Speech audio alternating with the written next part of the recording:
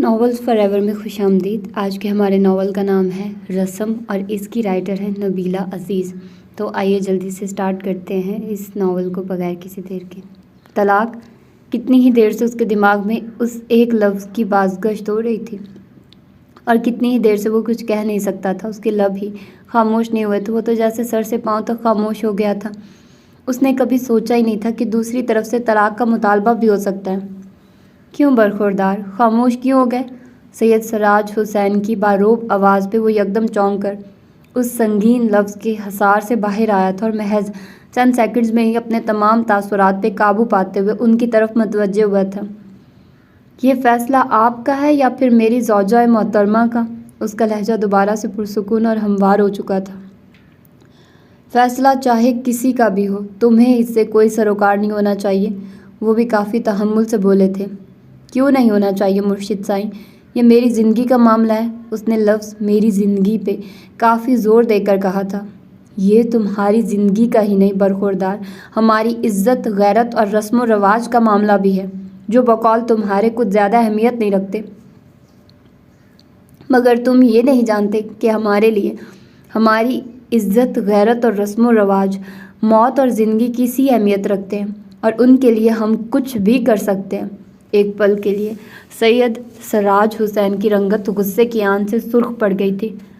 مرشد سائیں، آپ کو شاید میری بات سننے میں غلط فہمی ہوئی ہے۔ میں آپ کی عزت و غیرت کو غیر اہم کہنے کا کبھی سوچ بھی نہیں سکتا۔ البتہ آپ کے رسم و رواج کے خلاف میں کل بھی تھا اور آج بھی ہوں۔ آپ نہ جانے کب سے اس بیجا رسم پہ عمل کرتے ہوئے کتنی زندگیاں تباہ کر چکے ہیں، اور کتنے دلوں کو برباد کیا ہے آپ لوگوں نے۔ لیکن ایک بات یاد رکھیے مرشد سائیں، اس بار ایسا کچھ نہیں ہونے دوں گا۔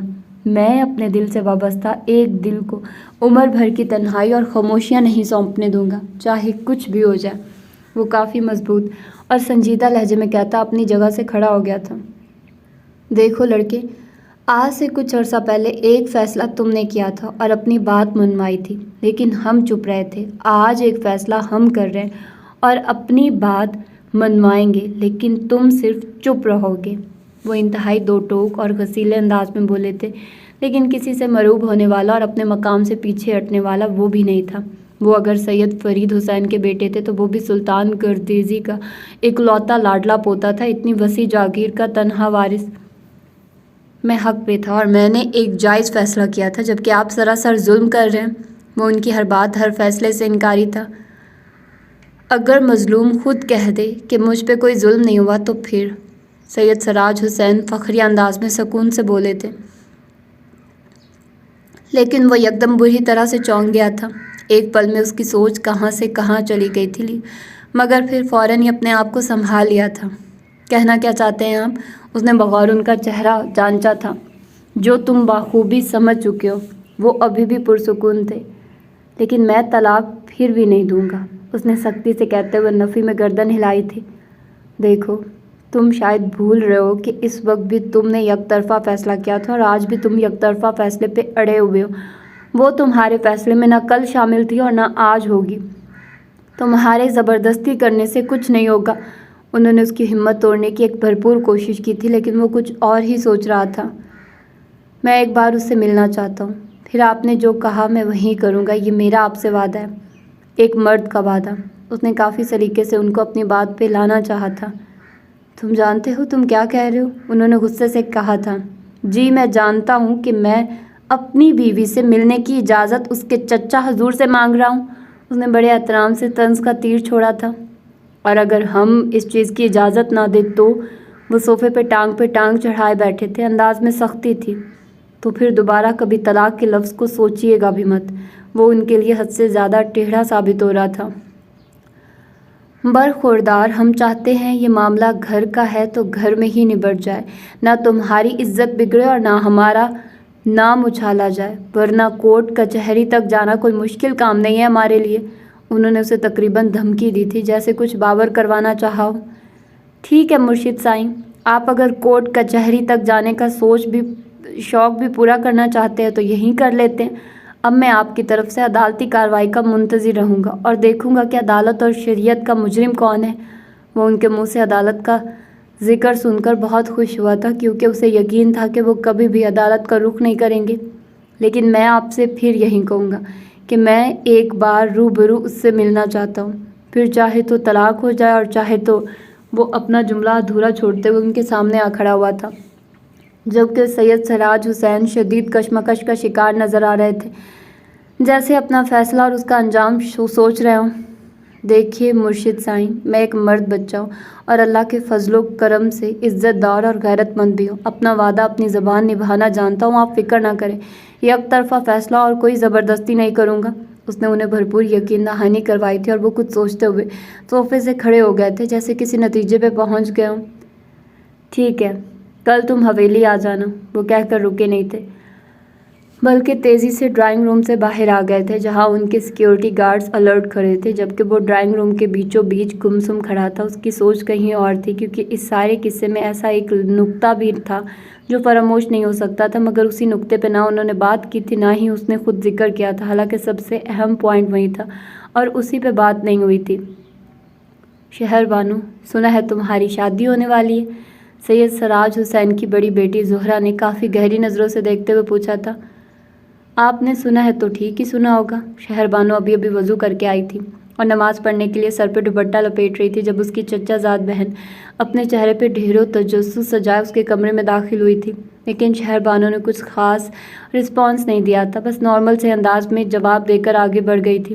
لیکن زہرا واپس جانے کی بجائے وہیں بیٹھ کر اس کی نماز سے فارغ ہونے کا انتظار کرنے لگی تھی۔ اسے شہر بانو کی شادی کا سن کر بہت تجسس اور دلچسپی ہو رہی تھی کہ آخر شہر بانو کا کیا بنے گا، وہ کیا کرے گی، کیسے رہے گی عمر بھر اس طرح، کیونکہ اس رسم کو نبھانا تارک الدنیا ہو جانے کے برابر ہی تھا۔ ہر دنیاوی چیز کو چھوڑ دینا اتنا آسان کام نہیں تھا، جیسے پھپھو فاطمہ زندگی بسر کر رہی تھی، اسی طرح اب شہر بانو کو بھی زندگی گزارنا تھی۔ کیا بات ہے زہرا آپی، آپ اس طرح کیوں بیٹھی ہیں؟ زہرا کی سوچ کا تسلسل شہر بانو کی آواز سے ٹوٹا تھا، جو نماز پڑھ کے آ چکی تھی۔ کچھ نہیں شہر بانو، میں سوچ رہی تھی کہ تم کس طرح سب کچھ چھوڑ دو گی، دن رات عبادت میں کیسے گزارو گی۔ زندگی تو پورے گھر میں گزارنے کے لیے ہوتی ہے، گھر کے ایک کونے میں نہیں۔ زہرا بیچاری سچی تو کہہ رہی تھی، مگر اس رسم کو زندہ جاوید رکھنے والوں کو بھلا کون سمجھاتا؟ اگر پھوپھی فاطمہ اپنے باپ اور بھائیوں کے لیے یہ سب کر رہی ہیں تو میں بھی کر لوں گی، وہ بھی تو میرے جیسی اور میری ہم عمر ہی تھی جب انہوں نے یہ شادی کی تھی، وہ بے حد نرمی سے بولی تھی، جبکہ زہرا نے ناگواری سے دیکھا تھا۔ میں ہوتی تمہاری جگہ تو میں تو ایسا ہرگز نہ کرتی، یہ بھی بھلا کوئی رسم ہے؟ زہرا اپنے بڑوں کے خلاف تھی اور مزاج میں بھی خاصی تیز ترار تھی، لیکن شہر بانو سب لڑکیوں میں سے خاصی خاموش طبع، ڈھیلی ڈھالی سی نرم فطرت کی لڑکی تھی۔ کسی سے لڑنا جھگڑنا یا اپنے حق میں بولنا اسے ہرگز نہیں آتا تھا۔ وہ کسی بھی ناانصافی اور زیادتی پہ بول ہی نہیں سکتی تھی، بڑوں کے سامنے تو بالکل بھی نہیں۔ اس کی نظر میں جیسا ہے جو بھی ہے بس اچھا ہے، وہ کبھی کسی چیز پہ اعتراض نہیں کرتی تھی۔ کچھ لوگ اس کی اس فطرت کو اس کی ادا سمجھتے تھے، لیکن سچ تو یہ تھا کہ اس کی خوبصورتی ہی کچھ ایسی تھی کہ وہ جو بھی کہتی، جو بھی کرتی، وہ اس کی ادا بن جاتا تھا۔ شہر بانو، انکار کر دو اس قسم کی شادی سے، صرف کلمے ہی تو پڑھنے اور پھر عمر بھر کے لیے ایک کوٹری میں بیٹھ جانا ہے۔ نہیں زہرا آپی، میں ایسا سوچ بھی نہیں سکتی۔ لیکن یار میں ہوتی تو ضرور سوچ سکتی تھی۔ مجھ میں اور آپ میں فرق بھی تو بہت ہے۔ میں سید معراج حسین کی سب سے چھوٹی صاحبزادی سیدہ شہر بانو، جس کے ماتھے پہ صدقے کی لکیر ہے، اور آپ سید سراج حسین کی سب سے بڑی صاحبزادی سید زہرا بتول ہیں، جس کے ماتھے پہ شادی کی لکیر ہے، اور یہی لکیر ہمیں ایک دوسرے سے مختلف بناتی ہے۔ وہ کافی سادگی سے بولی تھی۔ لیکن شہر بانو، زہرا نے کچھ کہنا چاہا تھا۔ نہیں زہرا آپی، ایسا کچھ نہیں ہو سکتا۔ میں جانتی ہوں آپ میرے لیے اچھا سوچ رہے ہیں، لیکن ساتھ میں یہ بھی تو ہے کہ میں اپنے باپ اور بھائیوں کے لیے اچھا سوچ رہی ہوں۔ میری ایسی زندگی بھلا کس کام کی جو اپنوں کے کام نہ آئے؟ میں تو خوش قسمت ہوں جسے انہوں نے صدقہ بننے کا اعزاز دیا ہے، شہر بانو نے نرم و ملائم لہجے میں کہتے ہوئے زہرا کو سمجھانے کی کوشش کی تھی، لیکن وہ سمجھنے والی نہیں تھی، اسی لیے اللہ نے اس کی مدد کے لیے مریم کو بھیج دیا تھا۔ کیا ہو رہا ہے بھائی؟ دونوں کزنز بڑے سنجیدہ موڈ میں لگ رہی ہو۔ مریم نے مسکراتے ہوئے آ کر شہر بانو کو کونھی ماری تھی۔ کچھ نہیں، بس ایسے ہی باتیں کر رہے تھے۔ اس نے بات کو ٹال دیا تھا۔ وہ ہر ایک کے سامنے اس شادی کے ذکر کو چھیڑ کر ان کے سوالوں کا نشانہ نہیں بن سکتی تھی، بلکہ وہ تو ہر ممکنہ طور پہ اس ذکر سے بچنے کی کوشش کرتی تھی۔ لگتا ہے اس حویلی میں اللہ نے ایک یہی سعادت مند روح بھیجی ہے جو سب چاہتے ہیں وہی کرتی ہے۔ زہرا نے شہر بانو کو دیکھ کر تنزیہ کہا اور اٹھ کھڑی ہوئی تھی۔ شہر بانو چپ کھڑی تھی۔ پاگل، وہ سر جھٹک کر چلی گئی تھی۔ وہ عشاء کی نماز پڑھ کر فارغ ہوا ہی تھا کہ بڑی اماں کا پیغام رسا آ گیا۔ صاحب جی، بڑی اماں نے آپ کو اپنے کمرے میں بلایا۔ ملازمہ نے مؤدب سے لہجے میں پیغام دیا تھا، لیکن اسے اس پیغام سے کافی حیرانی ہوئی تھی۔ بھلا اس وقت آدھی رات کو ایسا کون سا ضروری کام آن پڑا تھا کہ انہوں نے اسے اپنے کمرے میں فوری طلب کیا تھا؟ ٹھیک ہے، میں ابھی آتا ہوں۔ اس نے اپنی حیرت کنٹرول کرتے ہوئے ملازمہ کو جانے کا اشارہ کیا تھا اور پھر جائے نماز لب سمیٹ کر بیڈ سے اپنی گرم چادر اٹھا کے کندھوں پہ ڈالتے ہوئے خود بھی باہر نکل آیا تھا۔ باہر پوری حویلی میں گہرا سناٹا چھایا ہوا تھا۔ راہداری اور ہال کمرے کے تمام فانوس بجھے ہوئے تھے، البتہ نائٹ بلب ہر دیوار پہ روشن تھے، جن کی مدھم روشنی میں وہ مضبوط قدم اٹھاتا سیڑھیاں اتر آیا تھا۔ بڑی اماں کے کمرے کے ادھ کھلے دروازے سے ٹیوب لائٹ کی روشنی ایک لکیر کی صورت باہر تک آ رہی تھی۔ کیا میں اندر آ سکتا ہوں؟ اس نے دستک دے کر اجازت چاہی تھی۔ آ جاؤ میرے بچے، آ جاؤ۔ اپنی دادی سے اجازت کیسی؟ بڑی اماں اپنے جہازی سائز بیڈ پہ گاؤ تکیے سے ٹیک لگائے تسبیح ہاتھ میں پکڑے نیم دراز بیٹھی تھی۔ اس کی آواز سن کر اپنی کوہنی کا سہارا لیتے ہوئے اٹھ بیٹھی تھی۔ السلام علیکم بڑی اماں، آپ ٹھیک تو ہیں نا؟ اس نے اندر داخل ہوتے ہی تشویش کا اظہار کیا تھا۔ ہاں پتر، میں بالکل ٹھیک ہوں، تم یہاں بیٹھو میرے پاس۔ انہوں نے کمبل ہٹا کر اس کے بیٹھنے کے لیے جگہ بنائی تھی۔ وہ سعادت مندی سے ان کے قریب ہی بیٹھ گیا تھا، مگر چونکا وہ اس وقت جب اس کی نظر دائیں دیوار سے لگے صوفے کی سمت اٹھی تھی، جہاں اس وقت اس کے ابا سائیں اور اماں سائیں براجمان تھے اور کافی متفکر نظر آ رہے تھے۔ حیرت تو ہے بڑی اماں، آپ لوگ اس طرح کیوں بیٹھے ہوئے ہیں؟ کوئی پریشانی ہے کیا؟ اس نے گردن موڑ کر بڑی اماں کو دیکھا۔ ہاں پتر، سب خیر ہے، تم پریشان نہ ہو۔ یہ بتاؤ کیا کر رہے تھے؟ کہیں نیند سے تو نہیں جگا دیا رضیہ نے؟ بڑی اماں نے پیار سے اس کے کندھے پہ ہاتھ پھیرتے ہوئے پوچھا تھا۔ نہیں، میں ابھی نماز پڑھ رہا تھا۔ اس وقت نماز؟ باجماعت کیوں نہیں پڑھی؟ بڑی اماں نے استفسار کیا تھا۔ شہر سے واپس گاؤں آتے 10 بج گئے تھے، راستے میں پتہ ہی نہیں چلا، اس لیے مسجد نہیں جا سکا۔ اس نے وضاحت دی تو انہوں نے اس بات میں سر ہلایا تھا۔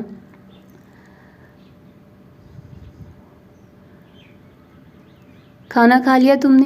پتہ نہیں کیوں وہ اس سے چھوٹے چھوٹے سوال کر رہی تھی، جیسے کچھ کہنے سے پہلے تمہید باندھ رہی ہوں۔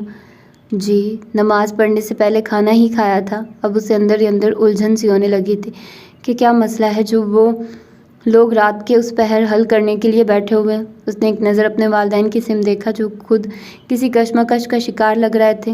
لگتا ہے تم کچھ تھکے ہوئے ہو، بڑی اماں نے اپنے بہو اور بیٹے کو دیکھتے ہوئے پوتے سے تقریباً چوتھا سوال کیا تھا۔ وہ خود کچھ الجھی ہوئی لگ رہی تھی، جیسے کچھ کہنے اور نہ کہنے کی کشمکش میں ڈول رہی ہوں۔ نہیں بڑی اماں، ایسی کوئی بات نہیں، تھکن بھلا کیسی؟ آپ بتائیے، آپ نے شاید مجھے کسی کام سے بلایا تھا؟ بلا کر اس نے خود ہی پوچھ لیا تھا، کیونکہ وہ تو ٹال مٹول ہی کرتی نظر آ رہی تھی، جیسے اسے بلا کر کچھ بتانے کا ارادہ بدل گیا ہو۔ ہاں پتر، بہت دنوں سے میں تم سے بات کرنا چاہ رہی تھی، مگر کبھی تم دیر سے گھر آتے تھے اور کبھی شہر ہی رک جاتے تھے، اسی لیے سوچا آج بات کر ہی لوں۔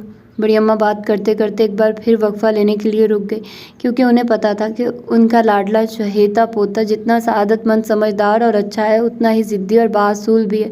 غلط بات تو برداشت ہی نہیں ہوتی تھی اور نہ ہی کسی کے حق تلفی ہوتے دیکھ سکتا تھا، چاہے وہ حق تلفی اس کے اپنے گھر میں اس کے ملازموں کے ساتھ ہو رہی ہوتی تھی، وہ ان کے حق میں بھی بول اٹھتا تھا۔ جی کہیے بڑی اماں، میں سن رہا ہوں۔ وہ ان کے سامنے سر جھکائے بیٹھا تھا۔ دیکھو بیٹا، میں نے تمہارے پیدا ہونے سے پہلے ایک منت مانی تھی اور اب اس منت کو پورا کرنے کا وقت آ گیا ہے، لیکن یہ منت تب تک پوری نہیں ہو سکتی جب تک تم میرا ساتھ نہ دو، اس لیے میں چاہ رہی تھی کہ پہلے تم کو بتا دوں اور تم سے پوچھ لوں۔ انہوں نے کچھ متذبذب سے انداز میں کہا تھا اور وہ اتنی سی بات پہ حیران ہوا تھا۔ ارے بڑی اماں، آپ کی منت میں بھلا کیا کہوں گا، آپ پوری کر دیں اپنی منت۔ وہ بہت ریلیکس انداز میں بولا تھا۔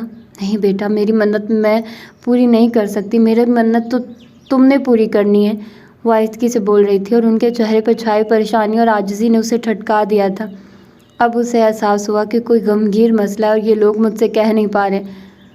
ابا سائیں، آپ بتائیے کیا مسئلہ ہے، کیسی منت پوری کروانی ہے بڑی اماں نے؟ اس نے اپنے والد محترم زمان گردیزی کو استفہامیہ نظروں سے دیکھتے ہوئے پوچھا تھا، اور زمان گردیزی اپنی والدہ محترمہ کو دیکھتے ہوئے اپنی جگہ سے اٹھ کھڑے ہوئے تھے۔ ہارون بیٹا، میں تمہیں ساری بات تفصیل سے بتاتا ہوں، لیکن تمہارا کام ہے اسے غور سے سننا اور گہرائی سے سمجھنا، کیونکہ اگر تم گہرائی میں جا کر نہیں سوچو گے تو پھر تم اپنی دادی، اپنی ماں اور اپنے خاندان کے احساسات نہیں سمجھ سکو گے جو تمہارے پیدا ہونے سے پہلے تھے۔ انہوں نے کمرے میں ٹہلتے ہوئے بات شروع کرنے سے پہلے ذرا سی تمہید باندھی۔ جی میں سن بھی رہا ہوں اور سمجھ بھی رہا ہوں، آپ بات شروع کریں۔ اس نے انہیں تسلی دلائی۔ تمہارے دادا جان سلطان گردیزی کے صرف 2 بیٹے اور 1 بیٹی تھی، رحمان گردیزی، زمان گردیزی اور رابعہ گردیزی۔ تمہارے دادا جان سلطان گردیزی کی جاگیرداری اور سیاست کے میدان میں اپنی ایک ساکھ تھی۔ ان کا اپنے گاؤں میں ہی نہیں بلکہ آس پاس کے علاقے میں بھی اچھا خاصا دبدبہ اور ایک نام تھا۔ وہ بہت بااصول، انصاف پسند اور نرم دل انسان تھے۔ اپنی زندگی اور جاگیرداری سے بہت خوش اور مطمئن تھے۔ انہوں نے جدی پشتی حکمرانی کی بنا پر کبھی کوئی محرومی یا کمی نہیں دیکھی تھی۔ یہی چیز ان کو مطمئن رکھتی تھی۔ لیکن ان کا یہ اطمینان اور خوشی اس وقت رخصت ہو گئے تھے جب انہوں نے اپنے دونوں بیٹوں کی شادیاں کی تھیں۔ لیکن شادیوں کے 7 سال بعد بھی انہیں اپنی حویلی میں کسی بچے کی آواز سنائی نہیں دی تھی۔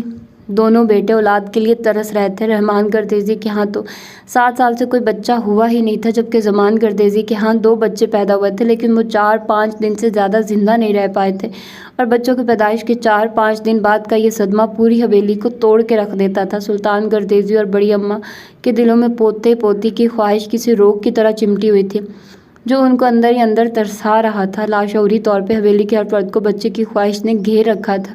رحمان گردیزی اور ان کی بیوی بھی بچے کی آواز کو ترس رہے تھے۔ سلطان گردیزی اور بڑی اماں کو بھی ایک وارث کی شدید خواہش تھی، ارمان تھا، اور زمان گردیزی بھی اپنے ہونے والے بچوں کے لیے زندگی کی دعا مانگتے تھے، اور یہ دعاؤں کا ہی اثر تھا کہ اللہ نے ایک بار پھر امید کی کرن دکھا دی اور سبھی اپنی اپنی جگہ منتیں اور مرادیں ماننے لگے تھے کہ اللہ ہمارے ہونے والے بچے کو زندگی دے اور ہماری دعائیں قبول فرمائے۔ سلطان گردیزی نے اپنی چھوٹی بہو کی پریگننسی کی خبر سنتے ہی صدقہ اور خیرات دینا شروع کر دیا تھا۔ کہیں پیر و فقیروں کے پاس گئے، کہیں دیگیں چڑھائی تھی اور کتنے ہی نوافل پڑھ ڈالے تھے۔ اسی طرح بڑی اماں بھی کبھی کسی ملنگ سے دعا کروانے چلی جاتی، کبھی کسی مزار پہ دھاگے سے گرہ باندھ آتی، اور یہی سب کرتے کرتے ایک روز وہ اپنے مرشد سائیں پیر فرید حسین کے پاس جا پہنچی، جو اپنے باپ دادا کے سجادہ نشین تھے اور مزار کے ساتھ بنے حجرے میں تشریف فرما ہوتے تھے، جہاں وہ اپنے مریدوں کے دکھ پریشانیوں اور مسئلے مسائل سنتے تھے اور ان کا حل بتاتے تھے، ان کے لیے دعا کرتے تھے اور ضرورت پڑنے پر تعویذ وغیرہ بھی لکھ دیتے تھے۔ بڑی اماں اتنے لوگوں کے رش میں اپنی باری کا انتظار کرتی رہی، اور جب باری آئی تب شام ہو چکی تھی۔ بڑی اماں نے کچھ کہنے کے لیے، اپنی مشکل، اپنا دکھ بتانے کے لیے لب کھولے ہی تھے کہ انہوں نے ہاتھ اٹھا کر روک دیا تھا۔ بی بی، تمہیں ایک وارث چاہیے جو تمہاری نسل کو آگے بڑھا سکے اور تمہارے خاندان کا نام سلامت رکھے۔ انہوں نے بڑی اماں کے دل کی بات کہہ ڈالی، اور بڑی اماں کا عقیدہ پل میں پختہ ہو گیا تھا۔ وہ ان کے سامنے شدت سے رو پڑی تھی۔ مرشد سائیں، میری جھولی بھر دو، میری مراد اللہ سے پوری کرا دو۔ میں آپ کی نوکر، آپ کی غلام بن جاؤں گی۔ آپ جو کہیں گے وہی کروں گی، آپ جو کہو گے وہی چڑھاوا دوں گی۔ پیر فرید حسین کی نظریں جھکی ہوئی تھیں، لیکن اس کے باوجود وہ مسکرائے تھے۔ ان کے پرشفقت نورانی چہرے پہ عجیب سا تاثر تھا، کیونکہ انہیں پتہ تھا کہ کبھی کبھی چڑھاوا دینا اور منتیں مرادیں پوری کرنا کتنا مشکل ہو جاتا ہے۔ نیک بی بی، سوچ لو ایک بار۔ انہوں نے بڑی اماں کو سوچنے کی مہلت دی، مگر وہ مہلت لینے پہ راضی نہیں تھی۔ آپ جو بھی کہہ دیں گے، میرے لیے وہ پتھر پہ لکیر ہوگا، میں آپ سے منکر نہیں ہو سکتی۔ بڑی اماں نے فیصلہ کر لیا تھا۔ نیک بی بی، ہمارے خاندان میں صدیوں سے یہ رسم چلی آ رہی ہے کہ ہر لڑکی، ہر نسل میں سب سے بڑا بیٹا سجادہ نشین ہوتا ہے، اور اس سجادہ نشین کی بیٹی کو صدقہ کیا جاتا ہے، اس کے باپ اور بھائیوں کا صدقہ، یعنی اس بیٹی کا نکاح کر کے ایک دن کے لیے دلہن بنا کر رخصت کیا جاتا ہے، اور پھر شادی کے دوسرے روز ہی اسے واپس گھر لے آتے ہیں، ہمیشہ ہمیشہ کے لیے۔ پھر وہ بیٹی تمام عمر عبادت میں گزار دیتی ہے، دنیاوی کاموں سے دور ہٹ جاتی ہے اور دینوی کاموں کو اپنا لیتی ہے۔ اس کے شوہر کا، اس کے باپ دادا اور بہن بھائیوں کا اس پہ کوئی حق اور اختیار نہیں رہتا، وہ بس اللہ کی راہ پہ لگ جاتی ہے، کیونکہ وہ صدقہ کر دی جاتی ہے۔ ہماری لڑی میں ہماری بیٹی صدقہ کی گئی تھی، جو آج تک عبادت میں وقت گزار رہی ہے، اور اب ہمارے بیٹوں میں سے مراج حسین کی بیٹی صدقہ کی جائے گی، جس کا نکاح تمہارے خاندان میں ہوگا، اور نکاح کے دوسرے روز ہی ہماری بیٹی ہمارے گھر آ جائے گی۔ انہوں نے تفصیل سے بتایا تھا۔ ہمارے خاندان میں کس کے ساتھ؟ مرشد سائیں، بڑی اماں کو حیرت ہوئی تھی۔ تمہارے ہونے والے پوتے کے ساتھ، اور تم یہ منت مان چکی ہو، تم یہ چڑھاوا ضرور دو گی۔ ہمارے بڑے بیٹے کی صاحبزادی کا نکاح تمہارے پوتے سے ہوگا۔ ہاں، ایک بات اور بتا دے کہ تمہارا پوتا کبھی ہماری صاحبزادی کو طلاق نہیں دے گا، اور نہ ہی کبھی اس پہ اپنا حق جتائے گا، نہ شادی کے دن نہ باقی ساری زندگی۔ البتہ وہ جہاں چاہے اپنی دوسری شادی کر سکتا ہے، ہماری طرف سے کوئی پابندی یا رکاوٹ نہیں ہوگی۔ بس تمہارا چڑھاوا یہی ہوگا کہ ہماری بیٹی، ہماری عزت تمہارے پوتے سے منسوب رہے گی، اور ساری زندگی آپ لوگوں سے کچھ طلب نہیں کیا جائے گا۔ وہ بڑی اماں کو اس رسم کی ہر اونچ نیچ سے آگاہ کر رہے تھے۔ بڑی اماں جو متفکر سی لگ رہی تھی، ان کی باتوں سے کچھ پرسکون سی ہو گئی تھی۔ لیکن مرشد سائیں، یہ رسم، یہ منت کب پوری کرنی ہوگی؟ وہ آہستگی سے بولی، جب ہمارے بچے جوان ہو جائیں گے۔ ابھی تو نہ تمہارا پوتا پیدا ہوا ہے اور نہ ہمارے بیٹے کی صاحبزادی، لیکن ہماری اس رسم میں یہ رشتہ پیدا ہونے سے پہلے ہی طے کیا جاتا ہے، جو آج ہم نے کر دیا ہے۔ بس دعائے خیر کرنی ہے۔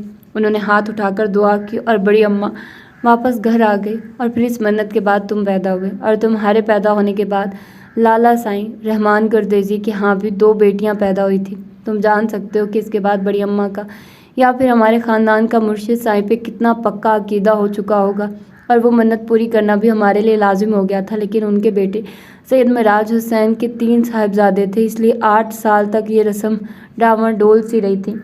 مگر جب تم 8 سال کے ہوئے تو ان کے ہاں صاحبزادی کی پیدائش ہوئی، اور تمہارے لیے مانی جانے والی منت پکی ہو گئی تھی۔ لہٰذا رسم کے مطابق سید معراج حسین اور پیر فرید حسین چاہتے تھے کہ شادی تب ہو جب لڑکی 20 سال کی ہو جائے۔ تو بیٹا تمہیں اس لیے بلایا کہ تم ہماری اور اپنی بڑی اماں کی مجبوری سمجھ سکو، کیونکہ وہ لوگ چند دنوں تک نکاح کرنا چاہتے، وہ بھی صرف 1 دن کے لیے۔ زمان گردیزی نے تفصیل سے ساری بات بتانے کے بعد پلٹ کر ہارون کو دیکھا، جو ان کی تفصیلی بات سننے کے بعد ششدر سا بیٹھا تھا۔ اسے سمجھ نہیں آ رہا تھا کہ وہ کیا کہے ان سب سے۔ ہارون، ہم تم سے کچھ پوچھ رہے ہیں بیٹا۔ انہوں نے دوبارہ اسے متوجہ کیا تھا۔ بڑی اماں متفکر سی بیٹھی تسبیح کے دانے گرا رہی تھی اور دعا مانگ رہی تھی کہ ان کا پوتا ان کی لاج رکھ لے۔ ہارون، زبان گردیزی نے قریب آ کر اس کے کندھے پہ ہاتھ رکھا تھا، اور وہ یکدم اس شوق سے باہر آیا تھا۔ آئی ایم سوری ابا صاحب، میں آپ کی ایسی کوئی منت پوری نہیں کر سکتا۔ میں یہ نکاح نہیں کروں گا۔ ایک لڑکی کو اپنی عزت، اپنی غیرت بنانے کے بعد اسے آزاد نہیں چھوڑ سکتا۔ وہ اپنی جگہ سے کھڑا ہو گیا تھا۔ اس کا انداز 2 ٹوک تھا، بے لچک اور بے مروت۔ یہ کیا کہہ رہے ہو بیٹا؟ میں ٹھیک کہہ رہا ہوں۔ آپ لوگ انہیں انکار کر دیں، وہ اس کام کے لیے کسی اور کو ڈھونڈ لیں، میری طرف سے انکار ہے۔ وہ کہتے ہوئے کمرے سے نکل گیا تھا۔ بڑی اماں کا بوڑھا چہرہ پریشانی سے پیلا پڑ گیا تھا۔ زمان گردیزی اور ان کی بیوی بھی چپ رہ گئے تھے۔ صبح ہوتے ہی وہ شہر کے لیے روانہ ہو گیا تھا، اور زمان گردیزی اس سے دوبارہ بات کرنے کا سوچتے رہ گئے تھے۔ ہارون سے بات کیا آپ لوگوں نے؟ کیا کہتا ہے وہ؟ صبح ناشتے کی میز پہ لالا سائیں نے پہلا سوال یہی کیا تھا۔ ہاں کی تھی بات، لیکن وہ ماننے کو تیار نہیں ہے۔ وہ بیٹے کی ضد کو جانتے تھے۔ سبھی آہستگی سے بولے تھے۔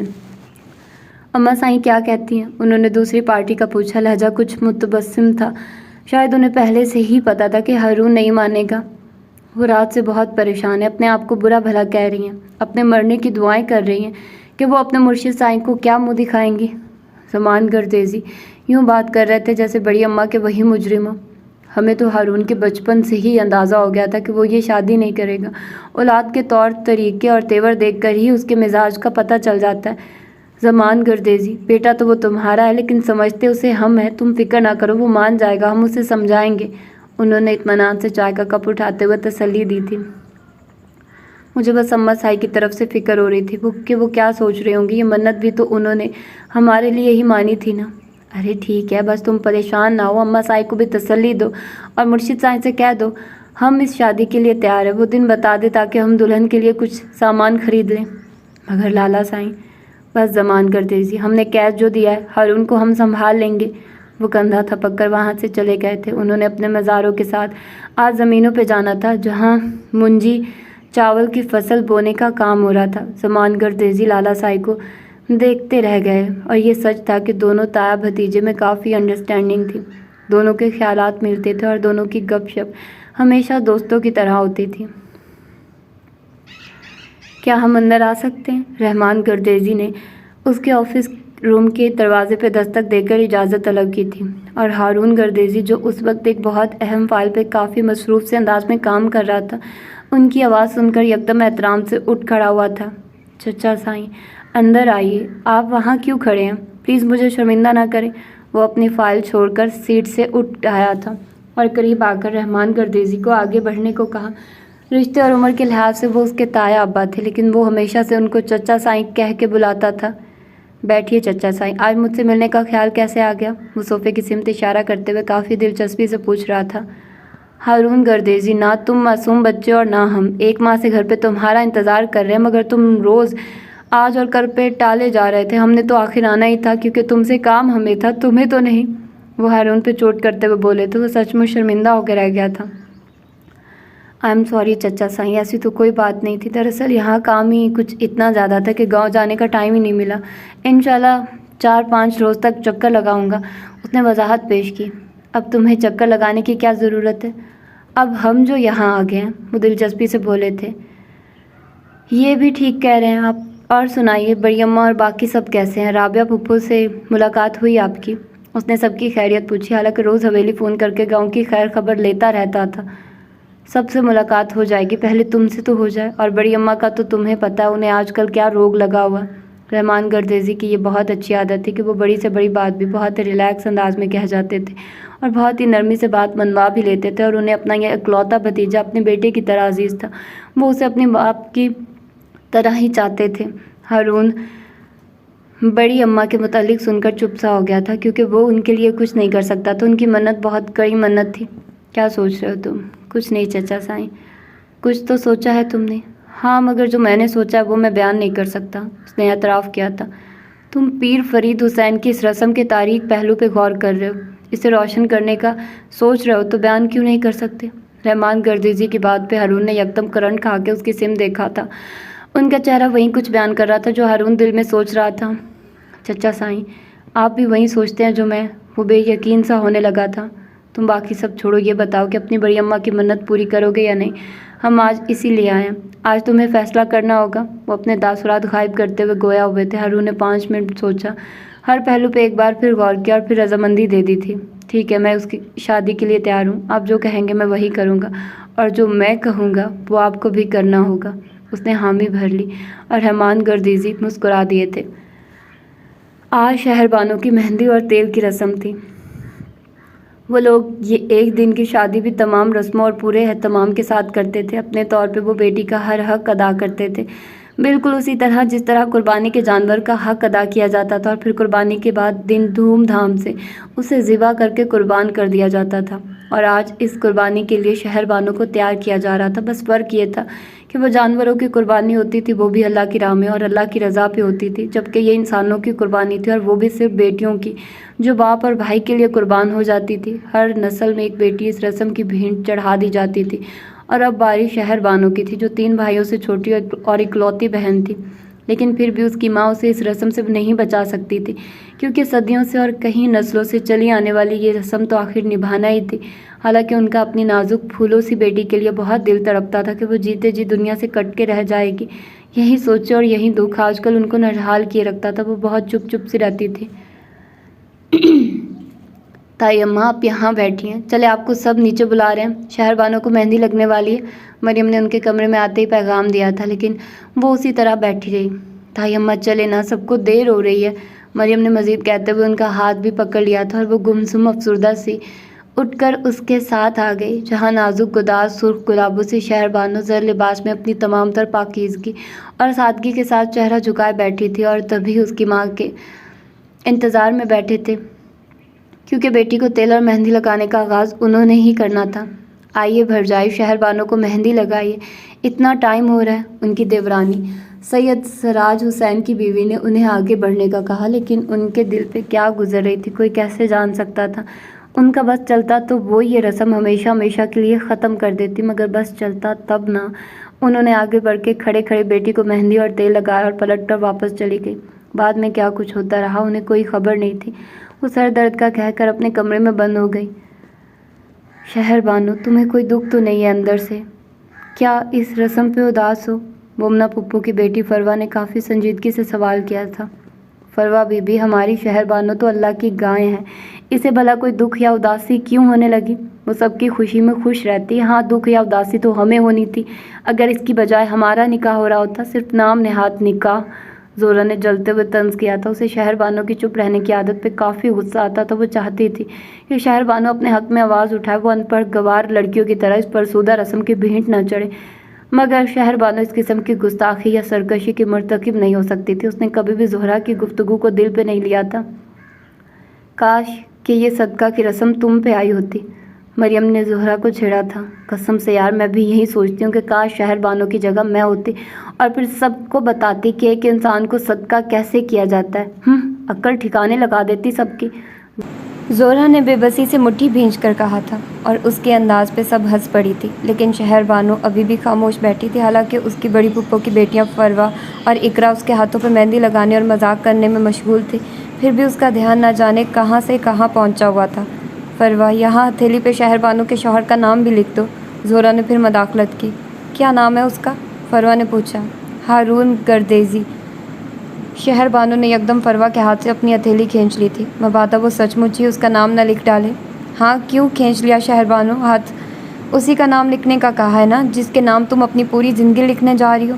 پلیز آپی، مجھے ڈسٹرب نہ کرے، میرے ساتھ جو ہو رہا ہے ہونے دے۔ اگر ہمارے ساتھ اچھا نہیں کیا جا رہا تو اس کا خیال ہمارے ماں باپ اور بڑوں کو کرنا چاہیے، ہمیں نہیں، کیونکہ جن کو بن کہے کوئی احساس نہیں ہوتا انہیں ہمارے کہنے پہ بھی کوئی احساس نہیں ہوگا۔ مجھے میرے بابا اور بھائیوں نے ہمیشہ بہت پیار دیا، لاڈلا بنا کے رکھا ہے، میری ہر چیز کا خیال رکھتے رہے ہیں، تو آج اگر میں ان کے لیے قربان ہو جاؤں گی تو کوئی نقصان کی بات نہیں ہوگی، بلکہ میرے لیے تو فخر ہے کہ میں اپنے بھائیوں اور بابا کا صدقہ بن رہی ہوں، ان کے نام پر سے واری جا رہی ہوں۔ اتنی چاہتوں کے بدلے یہ کام تو کوئی معنی نہیں رکھتا، اس نے کندھے اچکاتے ہوئے کہا اور زارا کو سمجھانا چاہا تھا جو ہمیشہ ہی شہر بانو کی بات نہیں سمجھتی تھی۔ اور پھر نکاح کا دن بھی آ گیا۔ شادی کا جوڑا پورے اہتمام کے ساتھ اس کی سسرال سے آیا تھا۔ بڑی اماں نے بہوؤں سے کہہ کر ہر چیز بہت شوق اور بڑے چاؤں کے ساتھ خریدی تھی، اپنی طرف سے ہر شگن پورا کیا تھا۔ رابعہ گردیزی بھی اپنے شوہر اور بچوں کے ساتھ شریک ہوئی تھی۔ حویلی کے سبھی افراد اس رسم میں شامل ہونے جا رہے تھے۔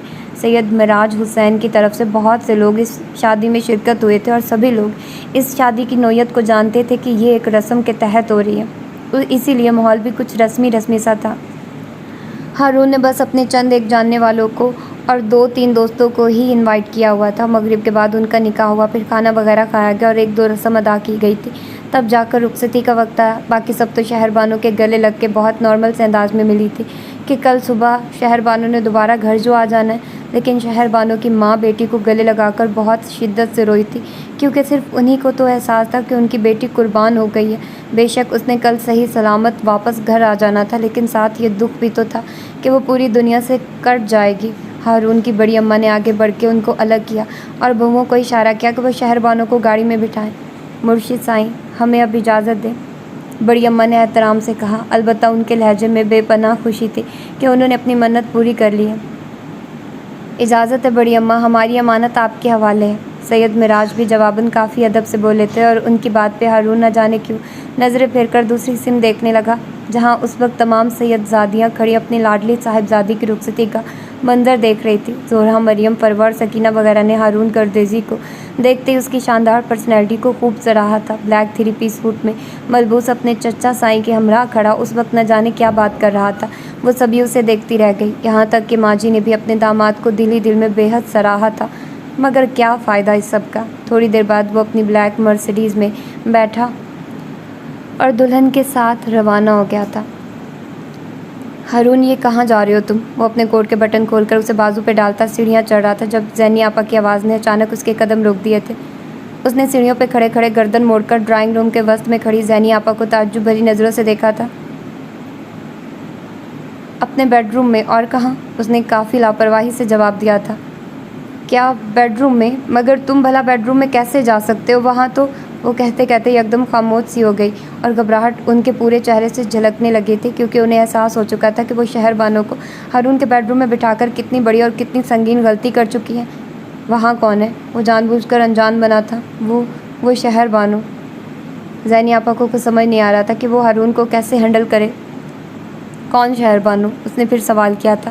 وہ جس کے ساتھ آج تمہاری شادی ہوئی ہے۔ زینی آپا کو مجبوراً کہنا ہی پڑا تھا، کیونکہ اور کوئی جواب بھی تو نہیں تھا اور انہیں کیا پتہ تھا کہ وہ جان بوجھ کر انجان بن رہا ہے۔ جس کے ساتھ آج میری شادی ہوئی ہے پھر وہ تو میری بیوی ہوئی نا، میری منکوہا۔ اس لحاظ سے میرا اپنے بیڈ روم میں جانا کوئی غلط بات تو نہیں ہے۔ آپ کیوں اتنی پریشان ہو رہی ہیں؟ وہ پلٹ کر سیڑھیاں اتر آیا تھا۔ لیکن ہارون تم نہیں جا سکتے، اس کا اختیار نہیں ہے۔ عجیب بات ہے زینی آپا، گھر میرا ہے، بیڈ روم میرا ہے، بیوی میری اور مجھے ہی اختیار نہیں ہے، یہ بھلا کس کتاب میں لکھا ہے؟ اس نے کافی خفگی اور حیرانی کا اظہار کیا تھا۔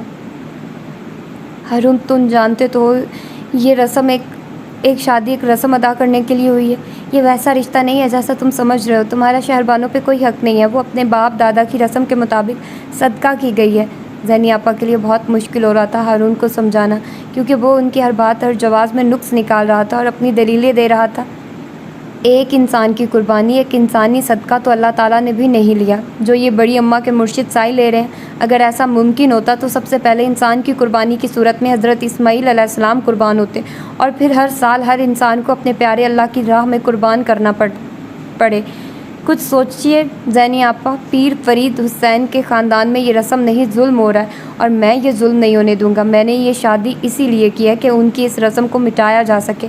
سو پلیز ہیلپ می، میں اپنے بیڈ روم میں جا رہا ہوں، گڈ نائٹ، کل ملاقات ہوگی۔ وہ نرمی سے کہتا زینی آپا کا کندھا تھپک کر سیڑھیاں چڑھ گیا تھا، لیکن زینی آپا کا دل نہیں مان رہا تھا۔ انہوں نے چاہ کر بڑی اماں اور چچا سائیں زمان گردیزی کے سروں پہ بم پھوڑ دیا تھا۔ بڑی اماں نے تو 2 ہتھڑ سے اپنا سینہ پیٹ لیا تھا، جبکہ زمان گردیزی اور ان کی بیوی اپنی اپنی جگہ پہ ساکت سے ہو گئے تھے کہ اب کیا ہوگا۔ البتہ رحمان گردیزی نے ذرا کم ہی نوٹس لیا تھا۔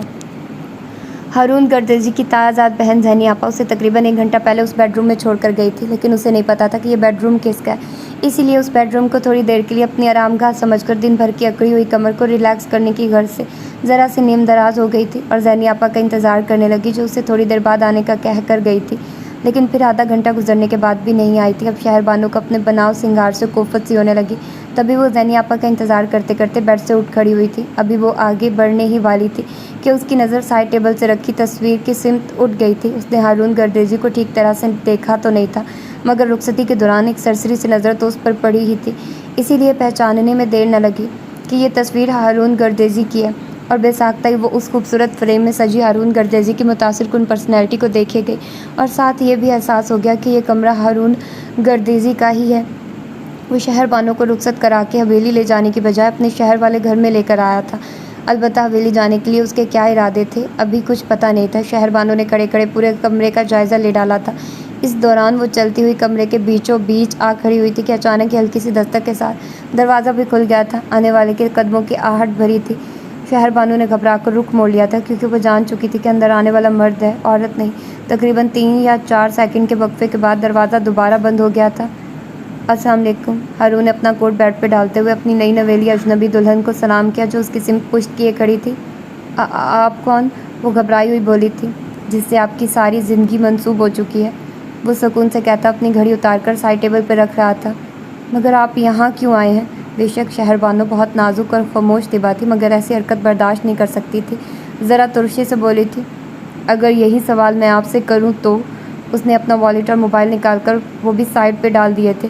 شہر بانو اس کے سوال پہ ٹھٹک گئی تھی، لیکن پھر فوراً ہی سنبھل گئی۔ اسے اپنا دفاع کرنا تھا۔ میں یہاں مہمان ہوں، وہ مضبوطی سے بولی تھی، حالانکہ میں آپ کو مالک سمجھ رہا ہوں، کیونکہ یہ گھر آپ کا، یہ کمرہ آپ کا، اور سب سے بڑی بات کہ میں بھی آپ کا ہوں۔ پھر آپ مہمان کیسے ہو گئی؟ وہ دلچسپی سے کہتا ہے، اس کے سامنے آ کھڑا ہوا تھا۔ جہاں شہر بانو کا رنگ پھک ہوا تھا، وہیں ہارون گردیزی کی نگاہیں بھی ایسی دلکشی پہ اپنی ذات بھلا بیٹھی تھی۔ کتنے ہی لمحے ہارون کی نظروں کی نظر ہو گئے تھے، لیکن شہر بانو کی بدحواسی نے یکدم اس کی یہ سحر زدہ سی کیفیت خاک میں ملا ڈالی تھی۔ وہ تیزی سے پلٹ کر دروازے کی سمت لپکی تھی اور اسی تیزی سے ہینڈل گھما کر لاک کھولنے کی ناکام کوشش کی تھی، کیونکہ وہ لاک کے ساتھ ساتھ بلیٹ بھی چڑھا آیا تھا۔ یہ بھاگنے دوڑنے سے بہتر ہے کہ آپ ایک بار آرام سے بیٹھ کر میری بات سن لیں، ہارون نے قریب آتے ہوئے کہا تھا۔ شہر بانو ڈری سہمی کھڑی تھی، اس کے قریب آنے سے تھوڑی اور دور ہٹ گئی۔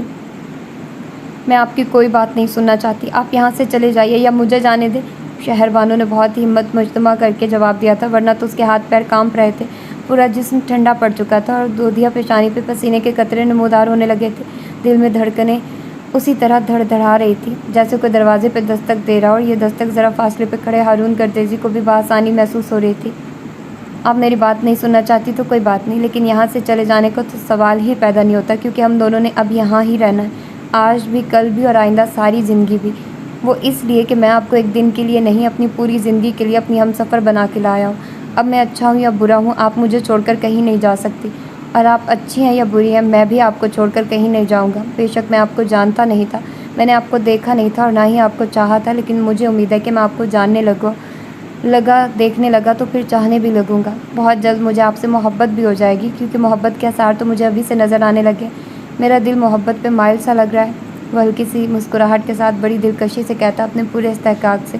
شہر بانو کا ہاتھ پکڑ کر اسے اپنے قریب کر چکا تھا۔ ہارون گردیزی کی قربت کی تپش سے شہر بانو کا جسم ہی نہیں، روح بھی جل اٹھی تھی۔ وہ اسے اپنے مضبوط بازو کے حلقے میں لے کر بیڈ تک لے آیا تھا۔ پلیز ہارون۔ ہارون نے جیسے ہی اس کی چوڑیاں اتاری وہ جیسے ہوش میں آ گئی تھی۔ جولری تو آپ نے اتارنی ہی ہے، ابھی یا تھوڑی دیر بعد، اس نے بے نیازی سے کہا۔ آپ میری اجازت اور میری مرضی کے بغیر کچھ نہیں کر سکتے۔ وہ ایک دم اپنا ہاتھ چھڑا کر دور ہٹ گئی تھی۔ میں بہت چاہتا تھا کہ آپ کے ساتھ کوئی زور زبردستی نہ کروں، لیکن مجھے لگتا ہے کہ آج زبردستی کیے بغیر گزارا نہیں ہوگا، کیونکہ آپ میرے حق میں نظر نہیں آ رہی۔ وہ بیڈ سے کھڑا ہو گیا تھا۔ آپ میرے ساتھ کوئی زبردستی نہیں کر سکتے، کیونکہ میرا آپ سے ہمیشہ کا رشتہ نہیں ہے، وہ سختی سے بولی۔ اس نے بڑی ہمت سے اپنے آپ کو سنبھالا تھا۔ اوکے، فرض کر لیتے ہیں کہ ہمارا رشتہ ہمیشہ کا نہیں، لیکن ایک رات کے لیے تو ہے نا۔ اس نے شہر بانو کا چہرہ اونچا کرتے ہوئے اس کی آنکھوں میں دیکھ کر کافی ذومانی لہجے میں کہا تھا۔ لیکن میں آپ کے ساتھ نہیں۔ شہر بانو نے کچھ کہنے کے لیے لب کھولے ہی تھے کہ ہارون نے اس کے ہونٹوں پہ ہاتھ رکھ کر خاموش کرا دیا۔ دیکھیے محترمہ شہر بانو، میں اس وقت آپ کی سب باتیں سن بھی رہا ہوں اور سمجھ بھی رہا ہوں، مجھے آپ کی کیفیت کا اندازہ بخوبی ہو رہا ہے، لیکن اس کے باوجود میں آپ کو ایک بات سمجھا دینا چاہتا ہوں کہ میں کبھی کسی کی حق تلفی نہیں کرتا اور نہ ہی اپنا حق تلف ہونے دیتا ہوں۔ لہٰذا آپ یہ بھول جائیے کہ میں آپ کو پرائی امانت کسی کا صدقہ یا پھر شجر ممنوع سمجھ کر چھوڑ دوں گا۔ آپ پر میرا پورا حق ہے اور میں اپنا ہر حق وصول کروں گا، چاہے زبردستی کرنا پڑے، چاہے آپ کی رضا سے، کیونکہ آپ ہر طرح سے مجھ پہ حلال ہو چکی ہیں۔ وہ بہت ہی نپے تلے الفاظ میں کہتا۔ شہر بانو کو بہت کچھ باور کروا چکا تھا۔ وہ اپنی جگہ پہ جوں کی توں کھڑی رہ گئی اور وہ اس کے ہونٹوں سے ہاتھ ہٹا کر کپڑے چینج کرنے چلا گیا تھا۔ واپس آیا تو وہ ابھی تک وہیں کی وہیں تھی۔ اس نے 0 پاور کا بلب جلا کر بیڈ روم کی تمام لائٹس آف کر ڈالی تھی اور شہر بانو کا ہاتھ تھام کر اپنے پاس لے آیا تھا۔ آئی ایم سوری شہر بانو، میں اس طرح کچھ بھی نہیں کرنا چاہتا تھا، لیکن جس طرح ایک پرندے کو اپنے پاس رکھنے کے لیے اس کے پر کاٹنا ضروری ہوتا ہے، اسی طرح مجھے اپنے ساتھ رکھنے کے لیے بھی یہ سب بہت ضروری ہے۔ تمہیں اپنے ساتھ رکھنے کے لیے میں تمہیں سرتاپا اپنی ذات اپنی زندگی میں شامل کرنا چاہتا ہوں، تاکہ تمہاری واپسی کے سارے راستے بند ہو جائیں۔ ہارون اس کی ساری جولری اتار چکا تھا اور شہر بانو کے آنسو بے اختیار ہو گئے تھے۔ اس نے ہر ممکن طریقے سے ہارون کو باز رکھنے کی کوشش کی تھی، کتنی بار ٹوٹے پھوٹے سے بے ربط الفاظ میں اسے روکنا چاہا تھا، مگر وہ جو ٹھان چکا تھا اس سے باز کیسے آ جاتا۔ شہر بانو کی سسکیاں اس کے مضبوط کشادہ سینے میں دب کے رہ گئی تھی اور وہ کچھ بھی نہ کر سکی تھی اس کی مضبوط گرفت کے سامنے۔ وہ تو اپنی منمانی کر چکا تھا، لیکن صبح پوری حویلی میں جیسے صف ماتم بچھی ہوئی تھی۔ بڑی اماں کا بی پی ہائی ہو چکا تھا، زمان گردیزی غصے کی حالت میں تھے، جبکہ اماں سائیں زینی آپا، رابعہ پھپھو اور تائی اماں چپ اور خفا سے دکھائی دے رہی تھی۔ کیا آج ناشتہ نہیں ملے گا؟ اس نے زینی آپا کو دیکھ کر کہا۔ شاید وہ ہارون سے کچھ کہتی، لیکن ابا سائیں رحمان گردیزی کے اشارے پہ خاموشی سے ہارون کے لیے ناشتہ لینے چلی گئی۔ کیسی طبیعت ہے صاحبزادے؟ رحمان گردیزی نے اخبار پھیلاتے ہوئے سنجیدگی سے سوال کیا تھا۔ آپ کی دعائیں ہیں چچا سائیں۔ وہ کرسی گھسیٹ کر ان کے مقابل بیٹھ گیا تھا۔ اور ہماری بہو کیسی ہے؟ بہت اچھی ہے، اس نے شرارت بھرے انداز میں کہہ کر اپنی مسکراہٹ روکنے کی کوشش کی، لیکن چچا سائیں اس کی یہ شرارت پہ سرشاری بھانپ چکے تھے۔ اب کیا ارادہ ہے؟ میں اسے زینی آپا اور تائی اماں کے ساتھ گاؤں بھیج رہا ہوں۔ زینی آپا ناشتہ رکھ کے گئی تو اس نے اپنی بات شروع کی۔ اور تم خود؟ میں بعد میں چلا جاؤں گا۔ وہ ناشتے کے دوران باتیں بھی کر رہے تھے۔ مرشد صاحب سے کیا کہو گے؟ تھوڑی دیر تک تو وہ لوگ شہر بانو کو لینے کے لیے آتے ہوں گے۔ بس آپ میرے حق میں دعا کریں، میں سب سنبھال لوں گا۔ دونوں چچا بھتیجا ہی بہت ریلیکس تھے، جیسے انہیں کسی کی بھی پرواہ نہیں تھی۔ ٹھیک ہے، پھر تم ان لوگوں کو بھیجنے کی تیاری کرو، ہم تب تک اماں سائیں کی خیریت معلوم کرتے ہیں۔ وہ اخبار سمیٹ کر اٹھ کھڑے ہوئے تھے، اتنے میں ہارون بھی ناشتہ کر چکا تھا۔ زینی آپا، اس نے ڈرائنگ روم کی سمت جاتی زینی آپا کو آواز دی، جو عمر میں ہارون سے پورا 1 سال چھوٹی تھی، لیکن ہارون اور باقی کزنز ان کے سہراپے، بردباری اور مزاج کی وجہ سے انہیں زینی آپا کہتے تھے، ورنہ کزنز میں سب سے بڑا ہارون ہی تھا۔ جی فرمائیے، وہ خفگی کا اظہار کر رہی تھی۔ اگر آپ کو زحمت نہ ہو تو محترمہ شہر بانو کو بھی ناشتہ کروا دیجیے، کیونکہ میرے خیال میں انہوں نے رات سے کچھ نہیں کھایا۔ وہ بڑے سکون سے کہتا نیپکن سے ہاتھ پونچھ کر کھڑا ہو گیا تھا، اور زینی آپا کو یکدم شہر بانو کا خیال آتے ہی اپنی کوتاہی کا دوبارہ سے احساس ہوا تھا۔ ایک غلطی انہوں نے رات کو کی تھی، اسے ہارون کے بیڈ روم میں چھوڑ کر، اور ایک غلطی ابھی کی تھی کہ صبح سے اس کی کوئی خیر خبر ہی نہ لی تھی۔ ہارون سے خفگی کا اظہار کرتے کرتے وہ شہر بانو کو ہی بھول بیٹھی تھی، جو اس گھر میں بالکل انجان تھی، نہ سمجھ اور اکیلی تھی۔ ہائے میں مر جاواں، وہ اپنے سر پہ ہاتھ مارتی فوراً سیڑھیوں کی سمت بھاگی تھی، اور ہارون ان کی یہ بوکھلاہٹ دیکھتا رہ گیا تھا۔ زینی آپا کھلے دروازے کو دھکیلتی ہوئی عجلت میں اندر آئی تھی۔ شہر بانو تم ٹھیک تو ہو؟ انہوں نے شہر بانو کو کسی بت کی طرح بیڈ گراؤنڈ سے ٹیک لگائے ہوئے دیکھا تو مزید گھبرا گئی۔ شہر بانو بولو نا، کیا بات ہے؟ طبیعت تو ٹھیک ہے؟ زینی آپا نے اس کے قریب بیٹھ کر اس کا چہرہ تھپکا تو ان کی سوچ کی محویت ٹوٹ گئی، اور وہ اگلے ہی پل زینی آپا کے گلے لگ کے پھوٹ پھوٹ کے رو پڑی تھی۔ شہر بانو اپنے آپ کو سنبھالو، تمہاری قسمت میں ہارون کا ساتھ شاید اسی طرح لکھا تھا، ورنہ تمہاری شادی کہیں اور بھی تو ہو سکتی تھی۔ وہ شہر بانو کو سمجھانے کی کوشش کرنے لگی۔ ہمارے ساتھ دھوکا ہوا ہے، فراڈ کیا ہے آپ کے گھر والوں نے اور آپ کے بھائی نے۔ وہ روتے روتے ان سے الگ ہو گئی تھی۔ تم شاید یقین نہیں کرو گی شہر بانو، گھر والوں کا اس میں کوئی قصور نہیں ہے، یہ فیصلہ سراسر ہارون کا اپنا فیصلہ تھا۔ بڑی اماں، چچا سائیں اور چچی اماں کو تو پتہ بھی نہیں تھا، وہ تو رات کو میں نے جا کر بتایا تھا کہ ہارون اپنا ارادہ، اپنی نیت بدل چکا ہے، ورنہ کل تک تو وہ بالکل نارمل تھا۔ بڑی اماں کے فیصلے پہ راضی تھا، اچانک پتہ نہیں کیسے اور کیوں یہ سب سوچ لیا۔ زینی آپا نے سب کی طرف سے صفائی کی تھی۔ بہت برا ہوا یہ سب، ابا سائیں اور چچا سائیں کبھی معاف نہیں کریں گے آپ لوگوں کو، وہ روتے ہوئے بولی تھی۔ زینی آپا جز بز سی ہو رہی تھی کہ اس سے بھلا اور کیا کہے۔ السلام علیکم۔ اچانک دروازے پہ دستک کے بعد جانی پہچانی سی آواز ابھری تھی۔ زہرا آپی، شہر بانو بےتابی سے پکاری اور بیڈ سے اٹھ کر ان کے گلے لگ گئی۔ زہرا کے پیچھے چچی بیگم بھی تھی، زہرا کی والدہ سید سراج حسین کی بیوی۔ آرام سے شہر بانو، آرام سے، اس طرح پاگل کیوں ہو رہی ہو؟ ابھی رات کو ہی تو ملے تھے ہم۔ زہرا نے اسے مسکرا کر اپنے سے الگ کیا تھا، لیکن اس کے کھلے سیاہ گھنے نم بال، دھلا دھلایا سا سراپا، سرخ روئی روئی سی آنکھیں اور اس کے جسم سے اٹھتی کسی اور جسم کی مہک نے چونکا کے رکھ دیا تھا۔ زینی آپا ان لوگوں سے کچھ بھی کہے بغیر باہر نکل گئی تھی۔ شہر بانو یہ سب، زہرا کا اشارہ اس کے سراپے، اس کی حالت کی طرف تھا۔ ہارون گردیزی نے دھوکا کیا ہمارے ساتھ، آپ بھی اس نے مجھے داغدار کر ڈالا ہے، وہ بلک بلک کے روتی سب بتا رہی تھی، اور چچی بیگم دھک سے رہ گئی۔ البتہ زہرا نے دل ہی دل میں ایک نعرہ لگایا تھا، یاہو! اس کا جی چاہا وہ ہارون گردیزی کا کندھا تھپک کر اسے اس کارنامے پہ شاباشی دے اور پھولوں کا ہار پہنائے، جو رسم آج تک بے زبان جانور کی طرح ان کا ہر مرید نبھاتا آیا تھا۔ وہ رسم ہارون گردیزی نے اپنی مردانگی کا مظاہرہ کرتے ہوئے ایک رات میں توڑ ڈالی تھی۔ زہرا بہت خوش ہوئی تھی، اور اب بار بار شہر بانو کو شرارتی نظروں سے دیکھ کر پرکھ رہی تھی، چھیڑ رہی تھی، جبکہ چچی بیگم معاملے کی سنگینی کا سوچ کر ہی کانپ گئی تھی۔ ان کے ساتھ شہر بانو کو لینے کے لیے سید سراج حسین آئے ہوئے تھے۔ یہ کیا بکواس ہے؟ وہ یکدم مشتعل ہو کر اپنی جگہ سے کھڑے ہو گئے تھے۔ یہ بکواس نہیں، میرا حق ہے مرشد سائیں، ہر میاں بیوی کو ایک ساتھ رہنے کا حق اللہ تعالیٰ نے خود دیا، بھلا کیسے روک سکتے ہیں؟ آپ بھی تو اپنی بیویوں کے ساتھ رہتے ہیں، ہم نے اگر یہ بات کر لی تو کیا برا ہے؟ ہر مرد اپنی بیوی کو، اپنی عزت کو اپنے پاس رکھنا چاہتا ہے، اور میں بھی یہی کہہ رہا ہوں کہ میری بیوی میرے گھر میں میرے ساتھ رہے گی اور کہیں نہیں جائے گی۔ ہارون اپنے فیصلے پہ جم چکا تھا۔ سید سراج حسین کا غیظ و غضب سے برا حال ہونے لگا۔ ہم نے یہ شادی صرف ایک رسم کے تحت کی تھی، لیکن میں نے یہ شادی عمر بھر کا ساتھ نبھانے کے لیے کی تھی۔ میں آپ کی صاحبزادی کو اپنی شرعی بیوی مان چکا ہوں۔ اس نے انہیں جیسے کچھ باور کروانا چاہا تھا۔ ہارون گردیزی، تم نہیں جانتے کہ ہماری رسمیں ہمارے لیے کیا ہیں، وہ دانت پیس کر بولے تھے۔ میں اچھی طرح جانتا ہوں کہ آپ کی رسمیں آپ کے لیے کیا ہیں، جو صرف بیٹیوں سے شروع ہو کر بیٹیوں پہ ہی ختم ہو جاتی ہیں۔ کبھی ان کو قاری کر دیا جاتا ہے، کبھی قرآن سے نکاح کر کے کونے میں ڈال دیا جاتا ہے، اور کبھی نام نہاد صدقے کا ڈھونگ رچا کر جیتے جاگتے مار دیا جاتا ہے۔ مجھے صرف اتنا بتا دیں مرشد سائیں کہ آپ کی نسل ایک لڑی میں کبھی کسی بیٹے کو قاری کیا گیا ہے، کبھی کسی بیٹے کا صدقہ دیا گیا ہے؟ اسی طرح یہ سب رسمیں آپ کی خود ساختہ رسمیں ہیں، صرف اور صرف دنیا کی نظر میں منفرد بننے کے لیے، اپنے مریدوں کو متاثر کرنے کے لیے۔ جبھی تو آپ جس بیٹی کو صدقہ کرنے کے لیے شادی کرتے ہیں، اس کی شادی میں ہزاروں لوگوں کو انوائٹ کرتے ہیں، تاکہ لوگوں پہ آپ کی دھاک بیٹھ جائے کہ آپ اپنے اصولوں کے بہت پکے ہیں، اور آپ کے اصولوں اور رسموں سے آپ پر بھلا کیا اثر پڑتا ہے؟ زندگی تو بیٹی کی تباہ ہو جاتی ہے نا، اور اس شخص کی ذہنی کیفیت کا اندازہ آپ کو بھلا کیسے ہو سکتا ہے جو آپ کی بیٹیوں سے شادی کر کے عمر بھر ان کا نام بھی نہیں لے سکتا، حالانکہ جتنا حق اس سے ہوتا ہے اتنا تو آپ کا بھی نہیں ہوتا۔ بے شک وہ آپ کی بیٹی ہوتی ہے، اور ہاں ایک بات اور کہنا چاہتا ہوں کہ آپ یہ رسم، یہ نکاح اپنے خاندان کے کسی مرد کے ساتھ کیوں نہیں کرتے؟ کیا اس میں اتنا حوصلہ نہیں ہوتا، یا پھر آپ کو اس پہ اعتماد نہیں ہوتا؟ ہارون بولنے پہ آیا تو سبھی دیکھتے رہ گئے تھے۔ زمان گردیزی کی بھی آنکھیں کھل گئی تھی، اور سید سراج حسین کا تو بس نہیں چل رہا تھا کہ وہ کیا سے کیا کر ڈالے۔ مرشد سائی پیر فقیر بننا تو بہت آسان ہے، مگر کسی کا مرشد بننا بہت مشکل ہوتا ہے۔ اپنی خوشی اور اپنے غم کے لیے تو انسان کچھ بھی کرنے کو تیار ہو جاتے ہیں، ان کے غموں کو اپنا ہتھیار نہیں بنانا چاہیے۔ میری بڑی اماں آپ لوگوں کے پاس ایک آس، ایک امید لے کر گئی تھی کہ آپ ان کے لیے اللہ سے دعا کریں گے، آپ ان کی دعا کا وسیلہ بنیں گے، انہیں دعا دیں گے، مگر آپ لوگوں نے دعا کے بدلے پوری زندگی کی قیمت مانگ لی۔ آپ نے دعا کا سودا کیا۔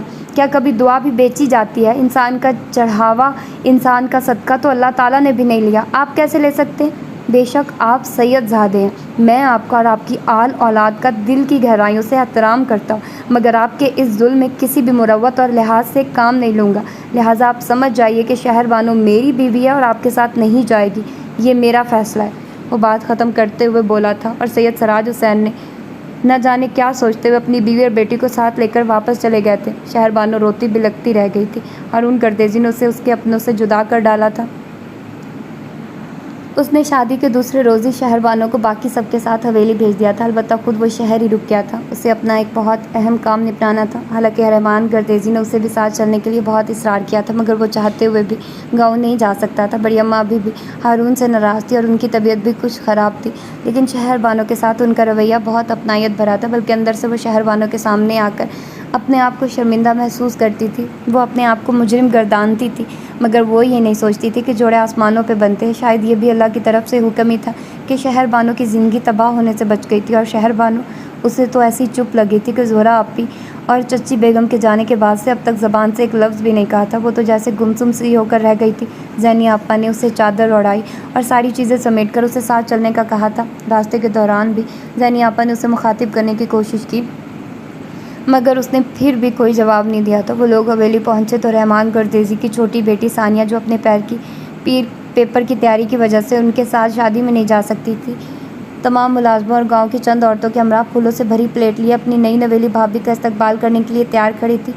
ہائے بھابھی، کیسی ہیں آپ؟ شہر بانو گاڑی سے اتری تو سب نے پھولوں کی برسات کر ڈالی تھی۔ ثانیہ جلدی سے پھولوں کی پلیٹ زینی آپا کو تھما کر شہر بانو کے پاس آ کر بہت خوشی سے چہکی تھی، جیسے برسوں سے جان پہچانوں۔ اب بھابھی نے کچھ کہا ہے یا نہیں، وہ کچھ بھی سوچے سمجھے بغیر اس کے گلے لگ گئی تھی۔ اسے تو یہیں دیکھ کر بے پناہ خوشی ہو رہی تھی کہ اس کی بھابھی اتنی خوبصورت ہے۔ ہارون بھائی کی جوڑی بہت سجے گی۔ ثانیہ اب بس کرو، شہر بانو اتنا سفر کر کے آئی ہے، تھکی ہوئی ہے، راستہ دو اسے۔ زینی آپا نے ثانیہ کو گھورا اور ایک ہاتھ سے اسے پیچھے ہٹایا تھا۔ آئیے بھابھی، اندر آئیے۔ وہ جلدی سے پیچھے ہٹ گئی تھی۔ رحمان گردیزی اس کی عجلت اور خوشی پہ مسکراتے ہوئے آگے بڑھ گئے تھے۔ چلو نا بیٹا، رک کیوں گئی ہو؟ زمان گردیزی اور خدیجہ بیگم نے اسے آگے بڑھنے کا کہا۔ وہ خاموشی سے کسی سوچ میں ڈوبی افسردہ اندر آ گئی تھی۔ تم گاؤں کب آ رہے ہو؟ ایک ہفتہ ہو گیا تھا ان لوگوں کو گاؤں آئے ہوئے، لیکن ہارون ایک بار بھی نہیں آیا تھا۔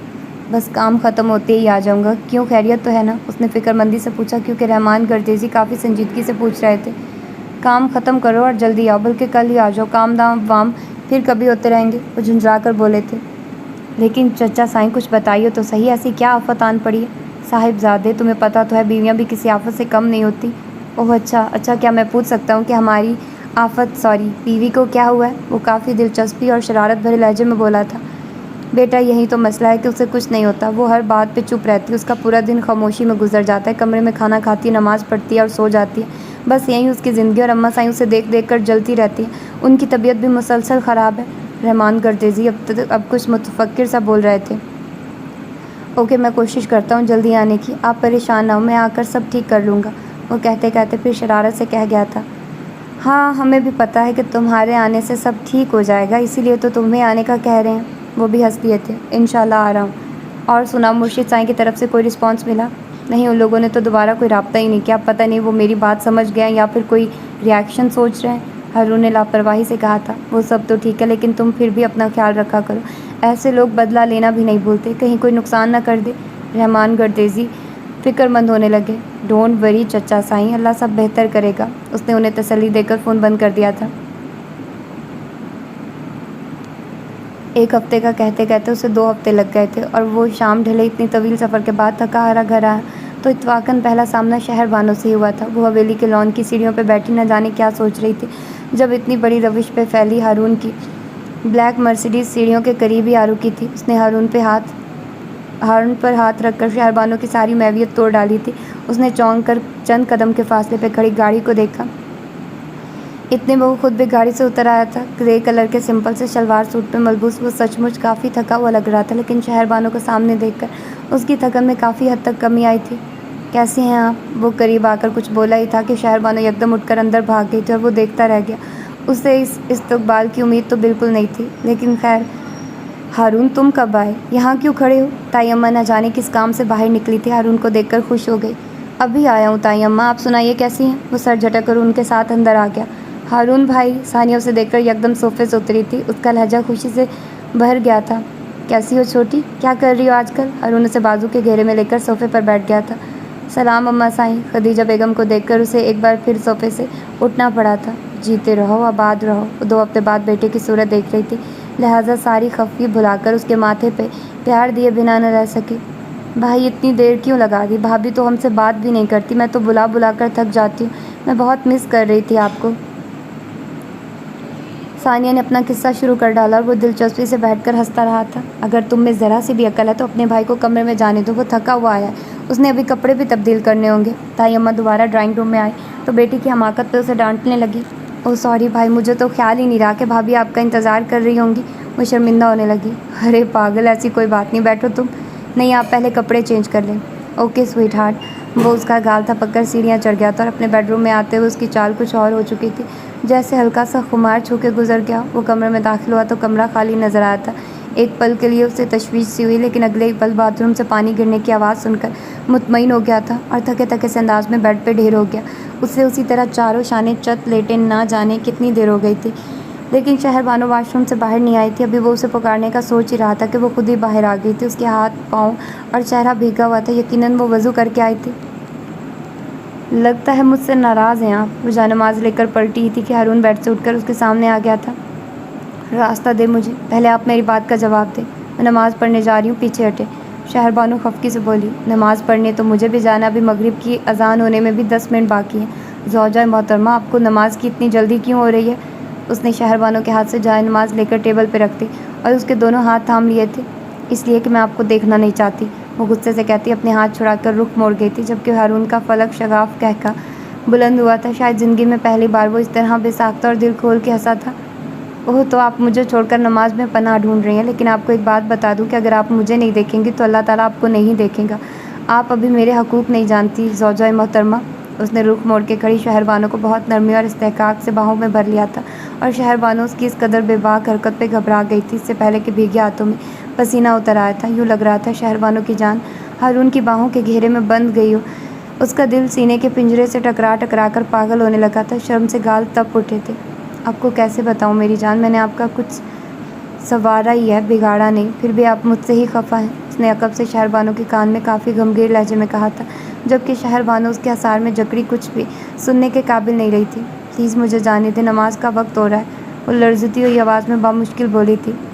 نہ خدا ہی ملا، نہ وصال صنم، نہ ادھر کے رہے نہ ادھر کے رہے، وہ بہت ہی دلکش لہجے میں کہتا، اپنے لفظوں، اپنی وجاہت اور مردانگی کا سحر اس کے چہار سو بکھرا رہا تھا۔ وہ ازل سے کمزور دل کی نرم کومل سی ڈھیلی ڈھالی لڑکی بے بسی سے اپنی دھڑکنیں سنبھالتی رہ گئی تھی۔ اللہ کو پا لینے کی طلب میں اس کے دیے ہوئے رشتوں سے منہ پھیر لینا بھی اللہ کو پسند نہیں۔ شہر بانو، اس نے باہوں کا آثار کھولتے ہوئے شہر بانو کا رخ اپنی سمت موڑ لیا تھا۔ وہ نظریں جھکائے ہوئے تھی۔ ہم لوگ صرف نماز ادا کر کے یہ سمجھ لیتے ہیں کہ ہمارا رب ہم سے خوش ہو گیا اور ہم نے جنت خرید لی ہے، لیکن ہم یہ سوچنے کی کوشش نہیں کرتے کہ ہمارے رب کی خوشی تو اور بھی بہت سے کاموں میں ہے، جیسے ایک میاں بیوی کے خوشگوار تعلقات میں، جیسے گھر میں موجود بڑوں کا احترام کرنے میں، جیسے ہر کام کو رب کی رضا ماننے میں، جیسے ساس سسر کو بھی اپنا ماں باپ سمجھنے میں، اور جیسے ایک اچھی بیوی بننے میں۔ اس نے بڑی خوش اسلوبی سے اپنے مطلب کی بات کہہ ڈالی تھی، اور شہر بانو نے اگلے پل چونک کر اسے دیکھا تھا، لیکن وہ گہری سانس خارج کرتا سامنے سے ہٹ گیا تھا۔ تم نماز پڑھو، تب تک میں بھی وضو کر لیتا ہوں، وہ آہستگی سے کہہ کر وارڈروب سے کپڑے نکالنے لگا۔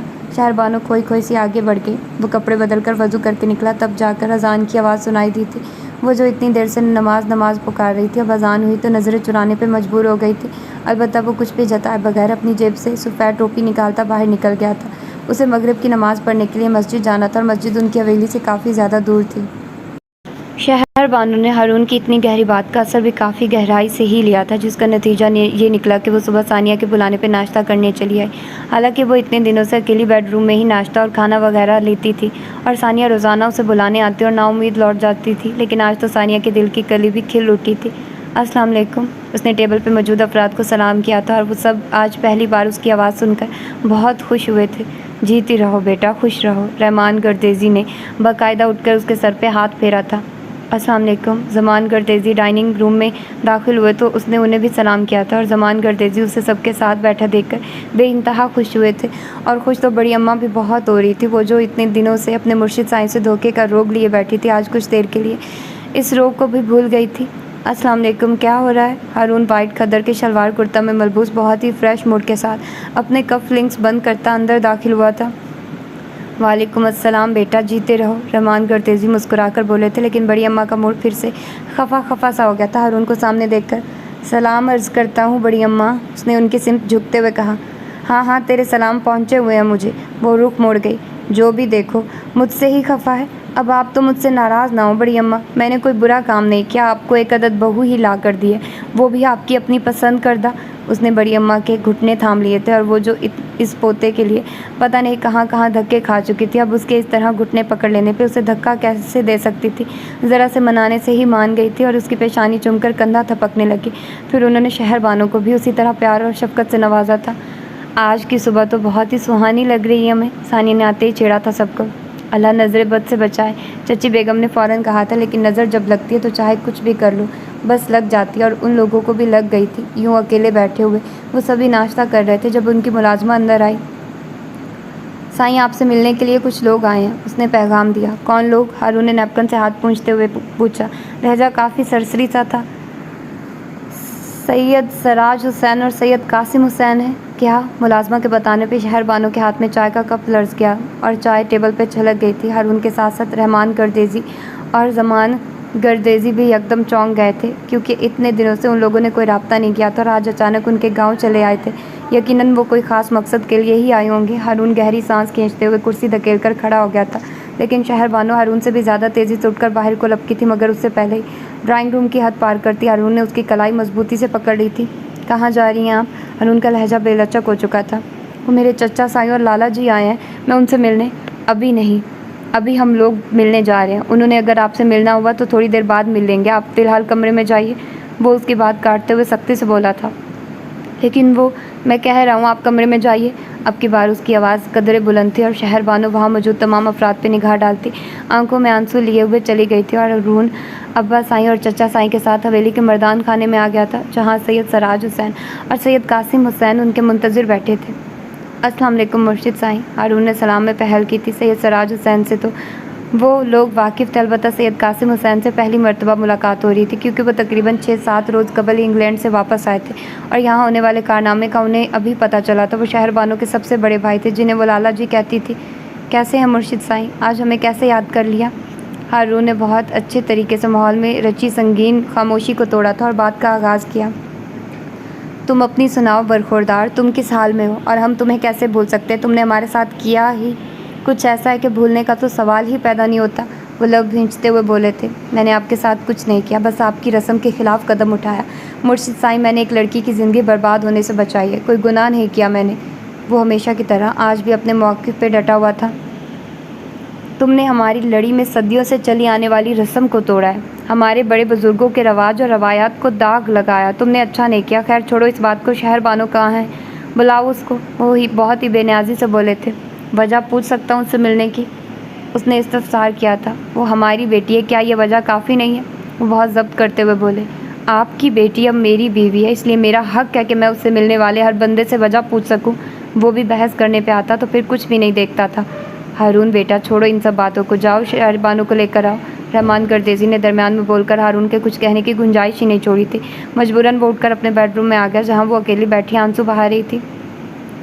چلیے زوجہ محترمہ، آپ کی ملاقات آئی ہے۔ وہ اسے آنسو بہاتے دیکھ کر نہ جانے کیوں طنز کرنے سے باز نہیں آیا تھا۔ کون آیا ہے؟ वो बेताबी से इस्तफसार कर रही थी। चल कर खुद देख लीजिए। वो दरवाजे का हैंडल पकड़े खड़ा था। शहरबानो जल्दी से चादर ओढ़कर बाहर निकल आई थी।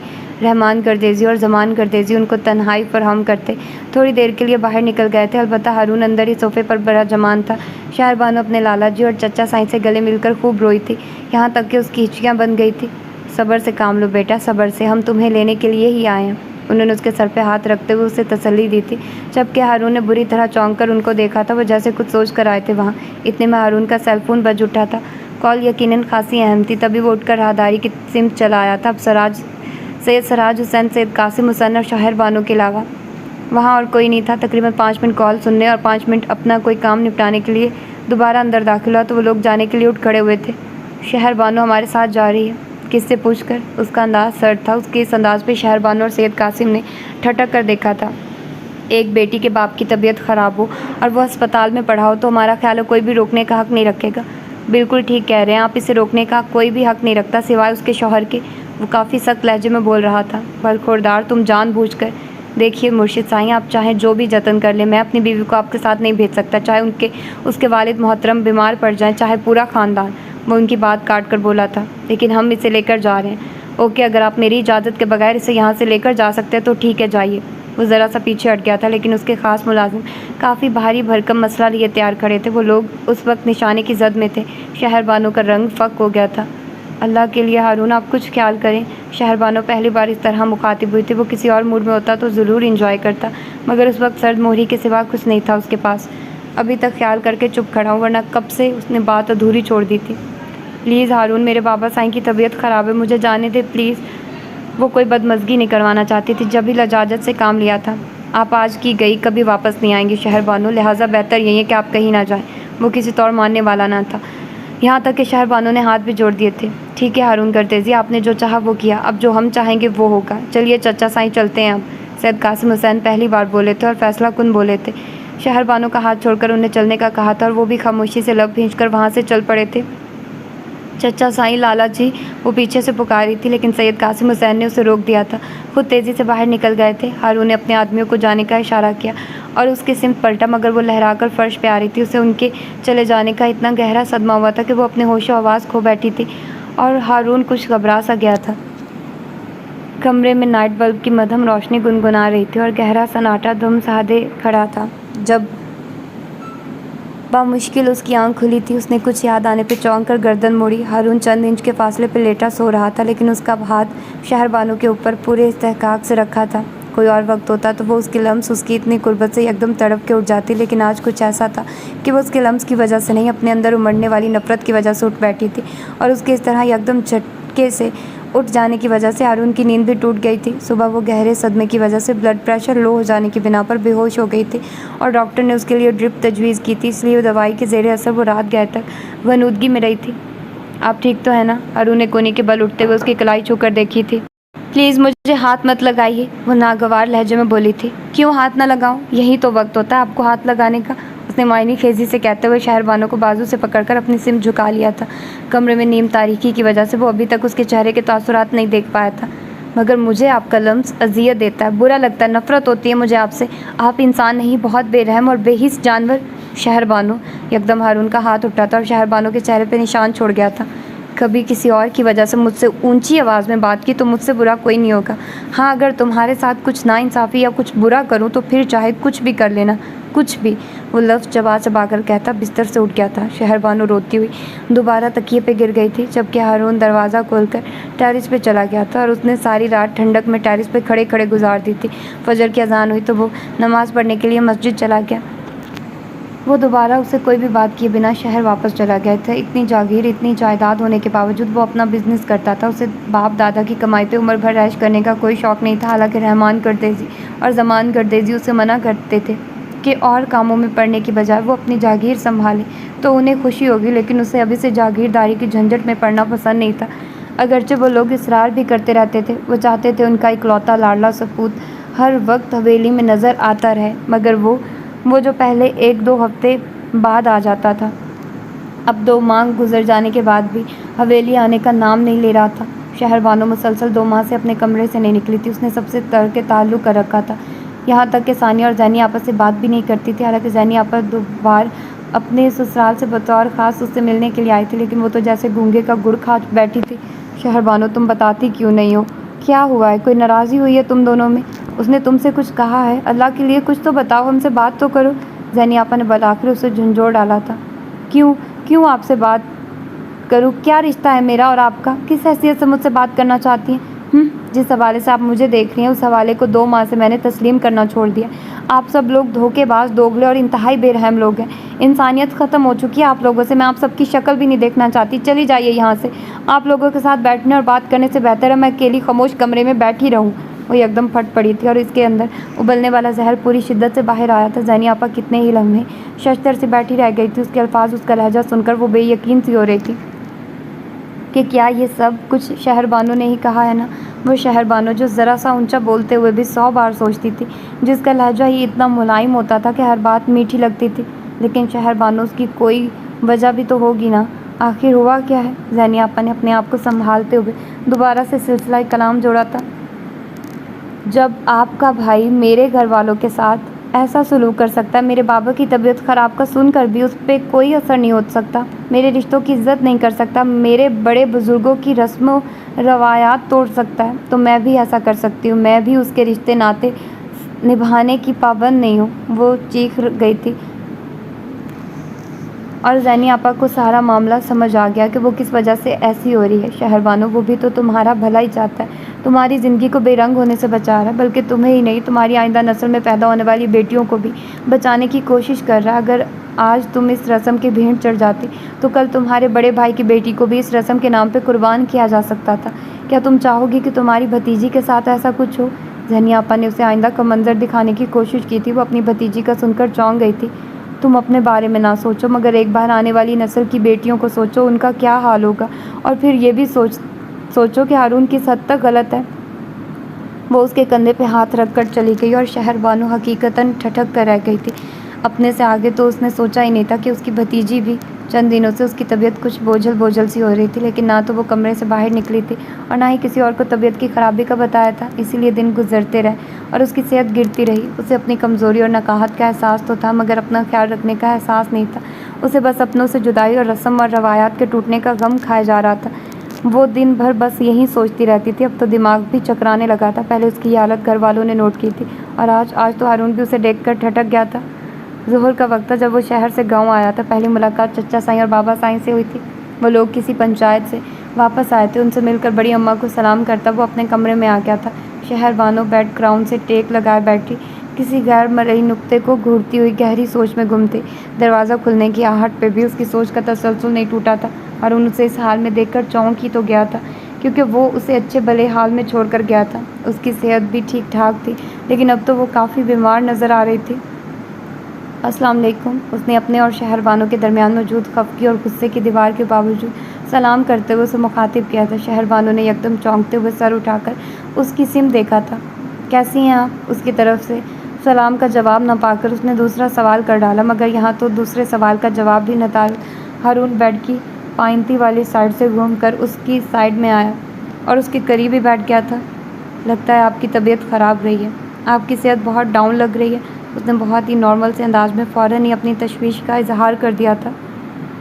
میری صحت ڈاؤن ہونے سے کیا فرق پڑتا ہے، زندہ تو ہوں، وہ تلخی سے کہتی بیڈ سے اٹھنے لگی تھی کہ ہارون نے اس کا ہاتھ سختی سے تھام لیا تھا۔ شہر بانو، آپ کی اس بدگمانی اور خفگی کی وجہ سے میں اتنے دن حویلی نہیں آیا۔ مجھے پتا ہے کہ آپ کو مجھ سے چڑ ہوگی، مجھ پہ بار بار غصہ آئے گا، جس کی وجہ سے میرا موڈ بھی آف ہوگا، تو اس سے بہتر تھا کہ ہم لوگوں کا سامنا ہی نہ ہوتا۔ لیکن ایک انسان اپنے گھر سے کتنی دیر دور رہ سکتا ہے؟ میں بھی آج چلا آیا آپ کی خفگی اور بدگمانی مٹانے کے ارادے سے۔ وہ اس کا ہاتھ نرمی سے دبا رہا تھا۔ بدگمانی مٹانے کے ارادے سے؟ جس طرح آپ اپنے گھر سے دور نہیں رہ سکتے تھے، اسی طرح میں بھی نہیں رہ سکتی۔ میرا بھی دل چاہتا ہے اپنوں سے ملنے کو، اپنے گھر جانے کو، سب کو دیکھنے کے لیے میں بھی تڑپتی ہوں۔ اور دبے لہجے میں چیخ کر کہتی اپنا ہاتھ چھڑانے لگی۔ میں آپ کو اپنوں سے ملنے سے کبھی نہ روکتا، اگر ان کے عزائم اچھے ہوتے، اگر وہ آپ کو دوبارہ میرے پاس آنے دیتے، میں آپ کا جانا تھوڑی دیر کے لیے تو افورڈ کر سکتا ہوں، مگر ہمیشہ کے لیے نہیں۔ اس نے نفی میں گردن ہلاتے ہوئے کہا تھا۔ میں آپ کے ساتھ نہیں رہنا چاہتی، مگر میں آپ کو اپنے ساتھ رکھنا چاہتا ہوں۔ وہ اس کے ہاتھ کو نرمی سے قریب کرتے ہوئے ہاتھ کی پشت پہ بوسہ دے چکا تھا۔ شہر بانو گونگ سی ہو گئی تھی۔ اس کے ہونٹوں کا لمس جسم میں سنسنی سی بھر گیا تھا۔ اس کے سارے احتجاج اور بدگمانیاں جیسے ٹھٹر کے رہ گئی تھی کہ یہ کیا ہوا ہے، پلیز میرا ہاتھ چھوڑ دیں، وہ مرے مرے لہجے میں بامشکل بولی تھی۔ اتنے دنوں بعد آیا ہوں، ملیں گی نہیں مجھ سے؟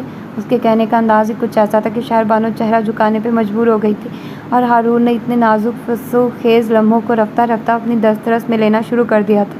مسلسل اتنے دنوں سے ذہنی جنگ لڑ لڑ کر دونوں ہی تھک چکے تھے، ایک دوسرے کے قرب کا سہارا ملا تو انکار نہیں ہو سکا تھا۔ شہر بانو تو تھی ہی نرم مزاج، وہ سختی کا خول چڑھا ہی نہیں سکتی تھی، بس باپ کی بیماری کا سن کر اتنی تلخ ہو گئی تھی، اور یہ تو اس کا حق بنتا تھا کہ وہ اس طرح غصہ کرے، کیونکہ ایسے حالات میں تو بندہ نہ جانے کیا کیا کر ڈالتا ہے۔ اس نے تو پھر صرف غصہ ہی کیا تھا، اور ہارون کو بھی اس کے غصہ ختم ہونے کا انتظار تھا تاکہ وہ آرام سے اسے دوبارہ سمجھا سکے، لیکن پہلے اس نے پیار بھرے انداز میں سمجھانا شروع کیا تھا۔ بیٹا تم کچھ نہ کرو، بس شہر بانو کو ڈاکٹر کے پاس لے جاؤ، اس کا چیک اپ کراؤ، کیا مسئلہ ہے اسے؟ وہ اتنی کمزور اور زرد کیوں ہو رہی ہے؟ اماں سائیں نے ناشتے کی میز پہ پہلا ذکر یہی کیا تھا کہ شہر بانو بیمار لگتی ہے۔ جواباً سبھی نے ہاں میں ہاں ملائی تھی۔ ٹھیک ہے، اس بار شہر جاتے ہوئے اسے بھی ساتھ لے جاؤں گا، آپ بھی ساتھ چلیے گا، پھر آپ لوگوں کو واپس بھیج دوں گا اور خود وہیں رک جاؤں گا۔ اس نے پروگرام ترتیب دیا۔ ہاں ٹھیک ہے، وہ سر اس بات میں ہلاتے ہوئے اس کے لیے چائے بنانے لگی، مگر لوگ ابھی پروگرام ہی بنا رہے تھے کہ شہر بانو کی طبیعت زیادہ خراب ہو گئی۔ آج صبح سے اسے بار بار ابکائی آ رہی تھی، جس کی وجہ سے وہ مزید نقاہت کا شکار ہوئی تھی، اور بلڈ پریشر بھی لو ہو گیا تھا۔ ملازمہ معمول کے مطابق اس کا ناشتہ دینے کمرے میں گئی تو اس کو نیم بے ہوشی کی حالت میں دیکھ کر الٹے پیر بھاگی تھی۔ صاحب جی، وہ بی بی جی بہت بیمار ہے، بے ہوش پڑی ہیں۔ رضیہ ہانپ رہی تھی۔ ہارون پریشان ہوتا فوراً اپنی جگہ سے کھڑا ہو گیا تھا۔ اماں سائیں، چچی اماں اور ثانیہ بھی اٹھ کھڑی ہوئی تھی۔ ہارون صبح سویرے ہی بیڈ روم سے نکل آتا تھا، کبھی زمینوں کی طرف نکل جاتا تھا اور کبھی حویلی کے لان میں ہی گھاس اور شبنم کو روندتے ہوئے باتوں میں وقت گزار دیتا تھا۔ آج بھی وہ زمینوں کی طرف گیا تھا اور واپسی پہ ان کے ساتھ ہی ناشتہ کرنے بیٹھ گیا تھا، اور اب اس کی طبیعت کی خرابی کا پتہ چلا تو اپنی کوتاہی کا احساس ہوا تھا، کیونکہ شہر بانو کی طبیعت فجر سے ہی خراب لگ رہی تھی۔ وہ دو بار اٹھ کر باتھ روم گئی تھی اور وہ اسے میڈیسن لینے کا مشورہ دے کر باہر چلا آیا تھا۔ کیا ہوا شہر بانو؟ بیٹا آنکھیں کھولو۔ ہارون نے اسے بیڈ پہ ڈالا تو اماں سائیں نے فکر مندی سے اس کا ہاتھ تھام کے سلایا تھا۔ اس کا گال تھپکا۔ رضیہ ادھر آؤ، چچی اماں نے شہر بانو کو ایک نظر دے کر کچھ سوچتے ہوئے کہا تھا۔ جاؤ، وہ جو لیڈی ڈاکٹر ہمارے گاؤں میں رہتی ہیں اسے بلا کر لاؤ۔ لیڈی ڈاکٹر کے ذکر پہ اماں سائیں اور ہارون بیک وقت چونک گئے تھے۔ چچی اماں، ہارون نے کچھ کہنا چاہا مگر انہوں نے روک دیا تھا۔ تم باہر جاؤ بیٹا، یہ تمہارا مسئلہ نہیں ہے۔ ہارون ان کے ٹوکنے پہ شرمندہ سا ہو کر باہر آ گیا تھا، اور پھر سچ مچ چچی اماں کے شک نے انہیں ایک خوشخبری سنا ڈالی تھی جس سے وہ سبھی لوگ ہی نہیں، ہارون بھی بے انتہا خوش ہوا تھا، اور بڑی اماں تو واری صدقے ہو رہی تھی۔ انہوں نے بے ہوش پڑی شہر بانو کی بلائیں لے ڈالی تھی۔ لگتا ہے آپ اس خوشخبری سے خوش نہیں ہیں۔ ہارون پہلی نظر میں ہی شہر بانو کا گمسم رویہ دیکھ کر جان گیا تھا۔ وہ کچھ بھی کہنے کی بجائے خاموش رہی تھی۔ آج وہ لوگ شہر جا رہے تھے۔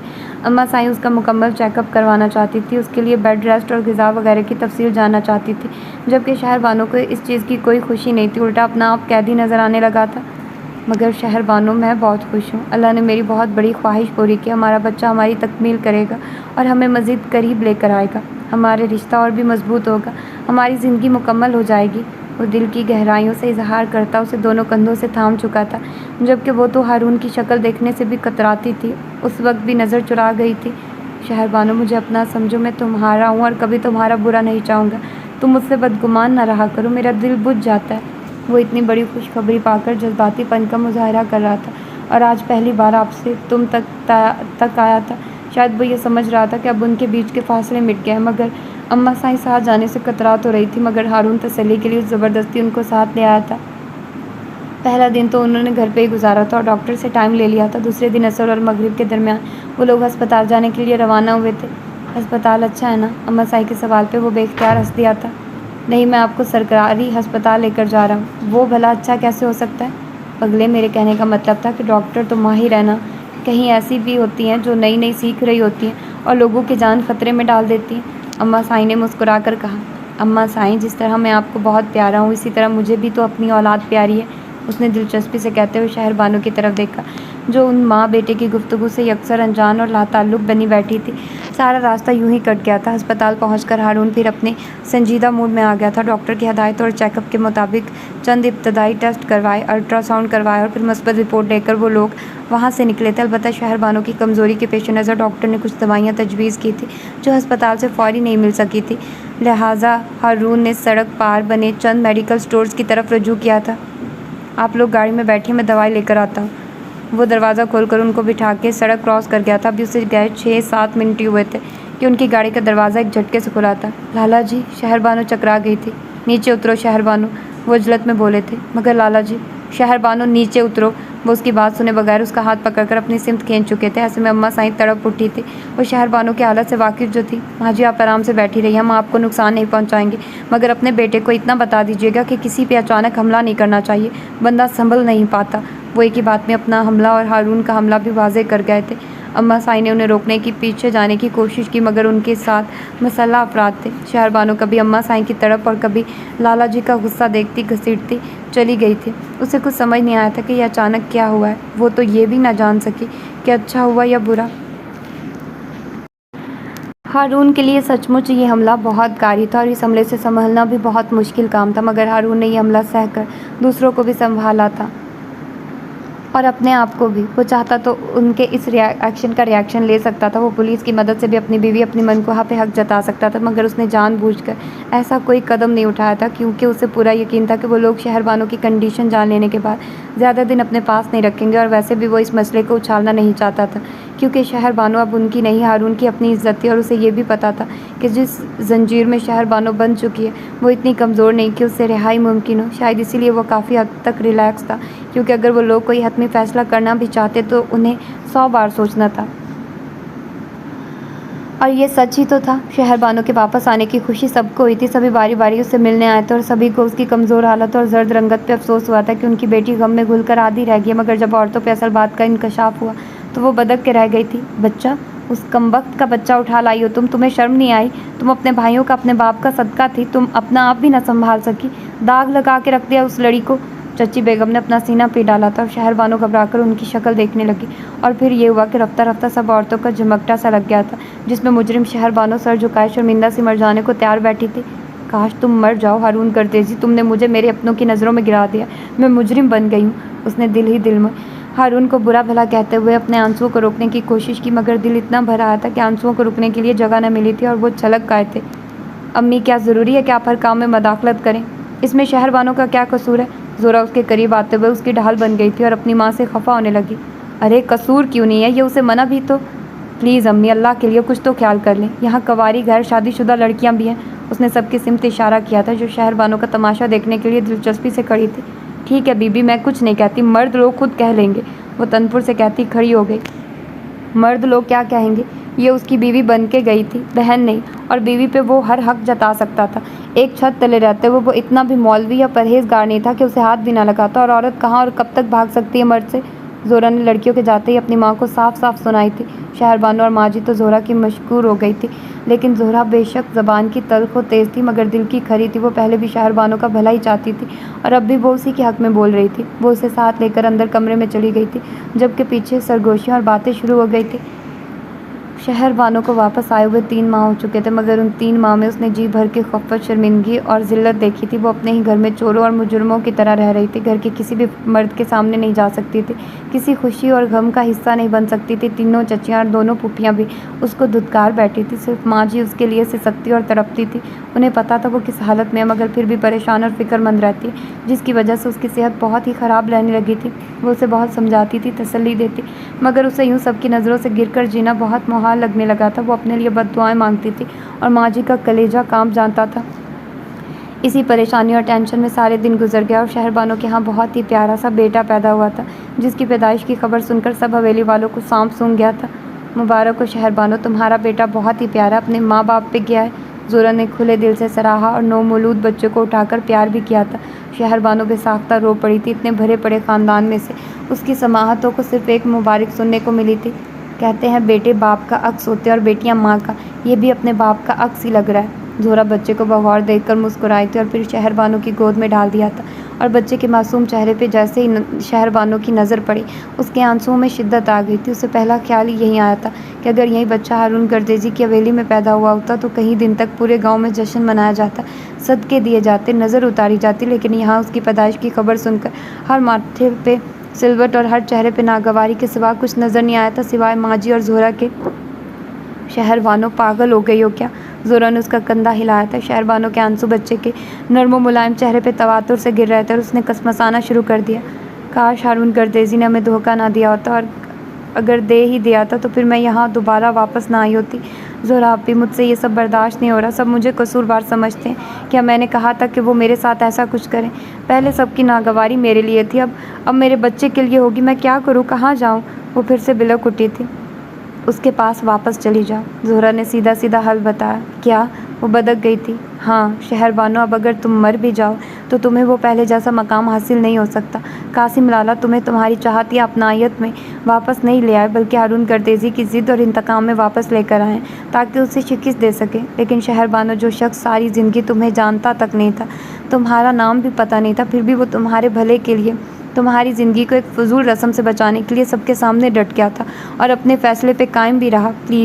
پلیز شہر بانو، اسے شکست سے دوچار مت کرنا، اسے ہارنے مت دینا۔ پلیز میری بات پہ دھیان دینا اور اس کے فیصلے میں اس کا ساتھ دے کر اپنے رشتے کو مزید مضبوط بنا دو، ورنہ تم نہ یہاں کی رہو گی نہ وہاں کی۔ زہرا نے اسے سمجھاتے ہوئے اس کے کندھے پہ ہاتھ رکھا تھا۔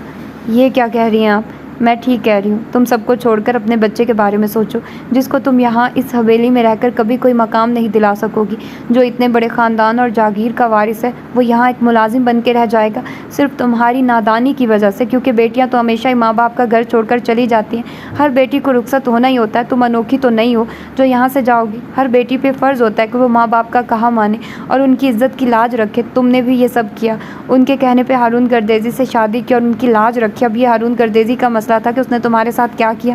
تم اس کی بیوی اور بیوی ہونے کے ناطے تم پہ فرض ہے کہ تم اس کا کہا مانو اور اس کا ساتھ دو۔ اب تم پہ زیادہ حق تمہارے ماں باپ کا نہیں، تمہارے شوہر کا ہے، اور تمہارا شوہر غلط بھی نہیں ہے۔ اس نے اگر ہماری اس صدقہ رسم کو توڑا ہے تو اچھا کیا ہے، کیونکہ اس رسم کا ذکر نہ تو ہم نے قرآن پاک میں پڑھا ہے اور نہ ہی حدیث وغیرہ میں۔ یہ سراسر خود ساختہ رسم ہے جو ہم لڑکیوں کو زندہ دفن کرنے کے لیے بنائی گئی ہے، جس نے پھوپھی فاطمہ کو نگل لیا ہے، جس سے تم بچ گئی ہو، اور جو قاسم لالا کی بیٹی زرینہ کو نگلنے کے لیے تیار کھڑی ہے۔ شہر بانو، اپنے اور اپنے بچے کے بارے میں نہ صحیح مگر ایک بار 10 سالہ زرینہ کے بارے میں ضرور سوچنا، جو آئندہ اس رسم کے بھینٹ چڑھنے والی ہے۔ اور ہاں، یہ سب میں نے تمہیں اس لیے بتا رہی ہوں کہ قاسم لالا کے کہنے پہ میرے ابا سائیں سید سراج حسین چند دنوں تک ہارون گردیزی سے تمہاری طلاق کی بات کرنے جا رہے ہیں۔ اب یہ فیصلہ تم پہ ہے کہ تم نے طلاق لینی ہے یا اس کے ساتھ اس کی سہاگن بن کے رہنا ہے، اور یہ کبھی مت بھولنا کہ میں اور تائی اماں تمہارے ساتھ ہیں۔ زہرا صاف صاف لفظوں میں سب کچھ کہہ کر اسے بیچ منجھدار چھوڑ کر چلی گئی تھی۔ شہر بانو سوچ کے سمندر میں اکیلی ڈوب رہی تھی، اور اس سمندر میں ایک ہی جزیرہ تھا، ہارون گردیزی، جو اسے پناہ دے سکتا تھا کھلے دل سے، اور اس سمندر میں ایک ہی بھنور تھا، طلاق، جس میں ڈوب کر وہ اور بھی بیٹیوں کو ڈبو سکتی تھی۔ سید معراج حسین بیٹی کی طلاق کے حق میں نہیں تھے۔ انہوں نے سید سراج حسین اور سید قاسم حسین کا فیصلہ سنا تو انہیں روکنے کی کوشش کی تھی، لیکن وہ قائل نہیں ہوئے تھے، حالانکہ انہوں نے بہت کوشش کی تھی۔ جو بات جہاں ہے اسے وہاں ہی رہنے دو قاسم حسین، ہماری لڑی میں طلاق کو بہت برا سمجھا جاتا ہے، اور یہ برا عمل شہر بانو کے پلو سے مت باندھو، وہ تھکے تھکے سے بولے تھے۔ ہماری لڑی میں تو صدقہ رسم کے ٹوٹنے کو بھی برا سمجھا جاتا ہے ابا سائیں، لیکن قاسم حسین بہتر ہے، اس معاملے کو دبا رہنے دو۔ کیوں چھیڑ رہے ہو دوبارہ سے؟ اس لیے چھیڑ رہا ہوں کہ ہارون گردیزی بہت سکون کی زندگی جی رہا ہے، وہ ابھی بھی شہر بانو کو اپنا حق سمجھے بیٹھا، لیکن میں اس کا ہر حق ختم کر دینا چاہتا ہوں ہمیشہ کے لیے۔ قاسم حسین کا لہجہ بے حد سخت تھا۔ شہر بانو سے پوچھا تم نے، وہ کیا چاہتی ہے؟ سید معراج حسین بہت سمجھدار آدمی تھے، انہیں پتہ تھا کہ شہر بانو اب اکیلی نہیں ہے، اس کا بیٹا بھی ہے، وہ خود اس سے نفرت کرتی ہے، وہ بھی اس کے ساتھ رہنا نہیں چاہتی، اور اگر ایسا کرے گی تو ہمارے لیے ہمیشہ کے لیے مر جائے گی۔ سید قاسم حسین غصے سے لال ہو رہے تھے، اور سید معراج حسین چپ سے ہو گئے تھے، اور پھر سید قاسم کے کہنے پہ سید معراج سراج حسین نے ہارون گردیزی کے ساتھ ایک میٹنگ طے کی اور مقررہ وقت پہ اس کے شہر والے گھر پہ چلے آئے تھے۔ طلاق کا لفظ ابھی بھی ہارون کے دماغ کو چبھن دے رہا تھا۔ جب سے سید سراج حسین گئے تھے وہ مسلسل اسی لفظ کے متعلق سوچ رہا تھا، اور ساتھ ساتھ یہ بھی خدشہ پل رہا تھا کہ اگر شہر بانو نے کہہ دیا کہ وہ میرے ساتھ نہیں رہنا چاہتی تو پھر میں اسے کیسے کنونس کروں گا، اور میرے بیٹے کا کیا ہوگا؟ وہ ساری زندگی یا تو ماں کے پاس رہے گا یا پھر باپ کے پاس۔ اف خدایا، اپنا کرم کرنا مجھ پر۔ وہ راکنگ چیئر پہ جھولتے ہوئے اپنے دونوں ہاتھوں میں اپنا سر تھام چکا تھا۔ اسے صبح حویلی جانا تھا شہر بانو سے ملنے، اور ابھی تک سمجھ نہیں آیا تھا کہ اس مسئلے کا اصل حل کیا ہوگا۔ شہر بانو کا یہاں سے گئے ہوئے 7 ماہ ہو چکے تھے، اور اب تو اس کا بیٹا تقریباً 2 ماہ کا ہونے والا تھا، اور ہارون نے ابھی تک نہ شہر بانو کو ممتا بھرے انداز میں دیکھا تھا، اور نہ ہی بیٹے کی شکل دیکھ کر دل سیراب کیا تھا، بلکہ ایسا دل سیراب کرنے کے لیے تو ہارون گردیزی کے گھر والے بھی ترستے تھے۔ رحمان گردیزی، زمان گردیزی اور بڑی اماں تو بات بات پہ اپنے پوتے کا ذکر کرتے تھے، جو انہیں چاہ کر بھی مل نہیں رہا تھا، اور یہی بات ہارون کو ڈسٹرب کیے ہوئے تھی۔ وہ حقیقتاً پریشان تھا کہ فیصلہ کیا ہوگا، کیونکہ وہ خود بھی سید سراج حسین سے وعدہ کر چکا تھا مردوں والا وعدہ۔ بی بی جی، آپ کو چھوٹے سائی نے اپنے کمرے میں بلایا ہے۔ شہر بانو صبح صبح بچے کو ماں جی کے حوالے کر کے قرآن پاک کی تلاوت کرنے بیٹھ جاتی تھی اور سورج کی کرنیں نکلنے تک تلاوت کرتی رہتی تھی۔ ابھی بھی وہ سپارہ ختم کرتے ہوئے قرآن پاک جزدان میں لپیٹ رہی تھی جب ملازمہ نے آ کر اطلاع دی تھی، اور چچا سائیں کے بلاوے کا سن کر شہر بانو کا دل کام گیا تھا۔ اتنے عرصے میں پہلی بار انہوں نے اسے بلایا تھا۔ کہاں جا رہی ہو بیٹا؟ وہ ماں جی، چچا سائیں نے بلایا ہے۔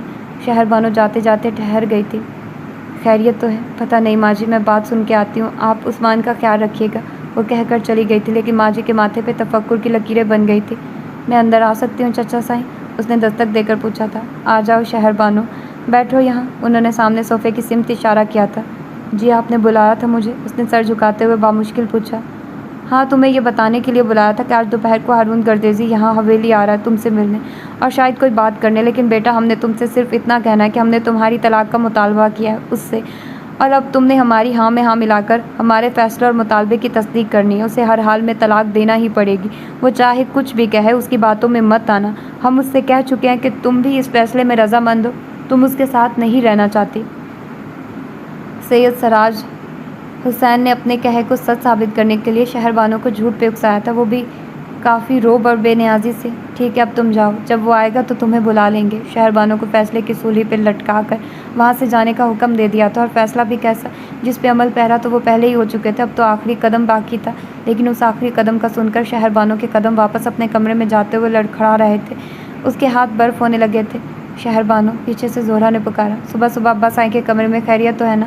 وہ خود ہی اس کے قریب آ گئی تھی، لیکن شہر بانو نے کچھ بھی کہنے کے بجائے اس کی سمت خالی خالی نظروں سے دیکھا تھا۔ گمسم اور ناسمجھ سے انداز میں دیکھنے کے بعد وہ خاموشی سے پلٹ کر اپنے کمرے میں چلی آئی، جہاں عثمان نے رو رو کر برا حال کر رکھا تھا اور ماں جی اسے چپ کراتے ہوئے ہلکان ہو رہی تھی۔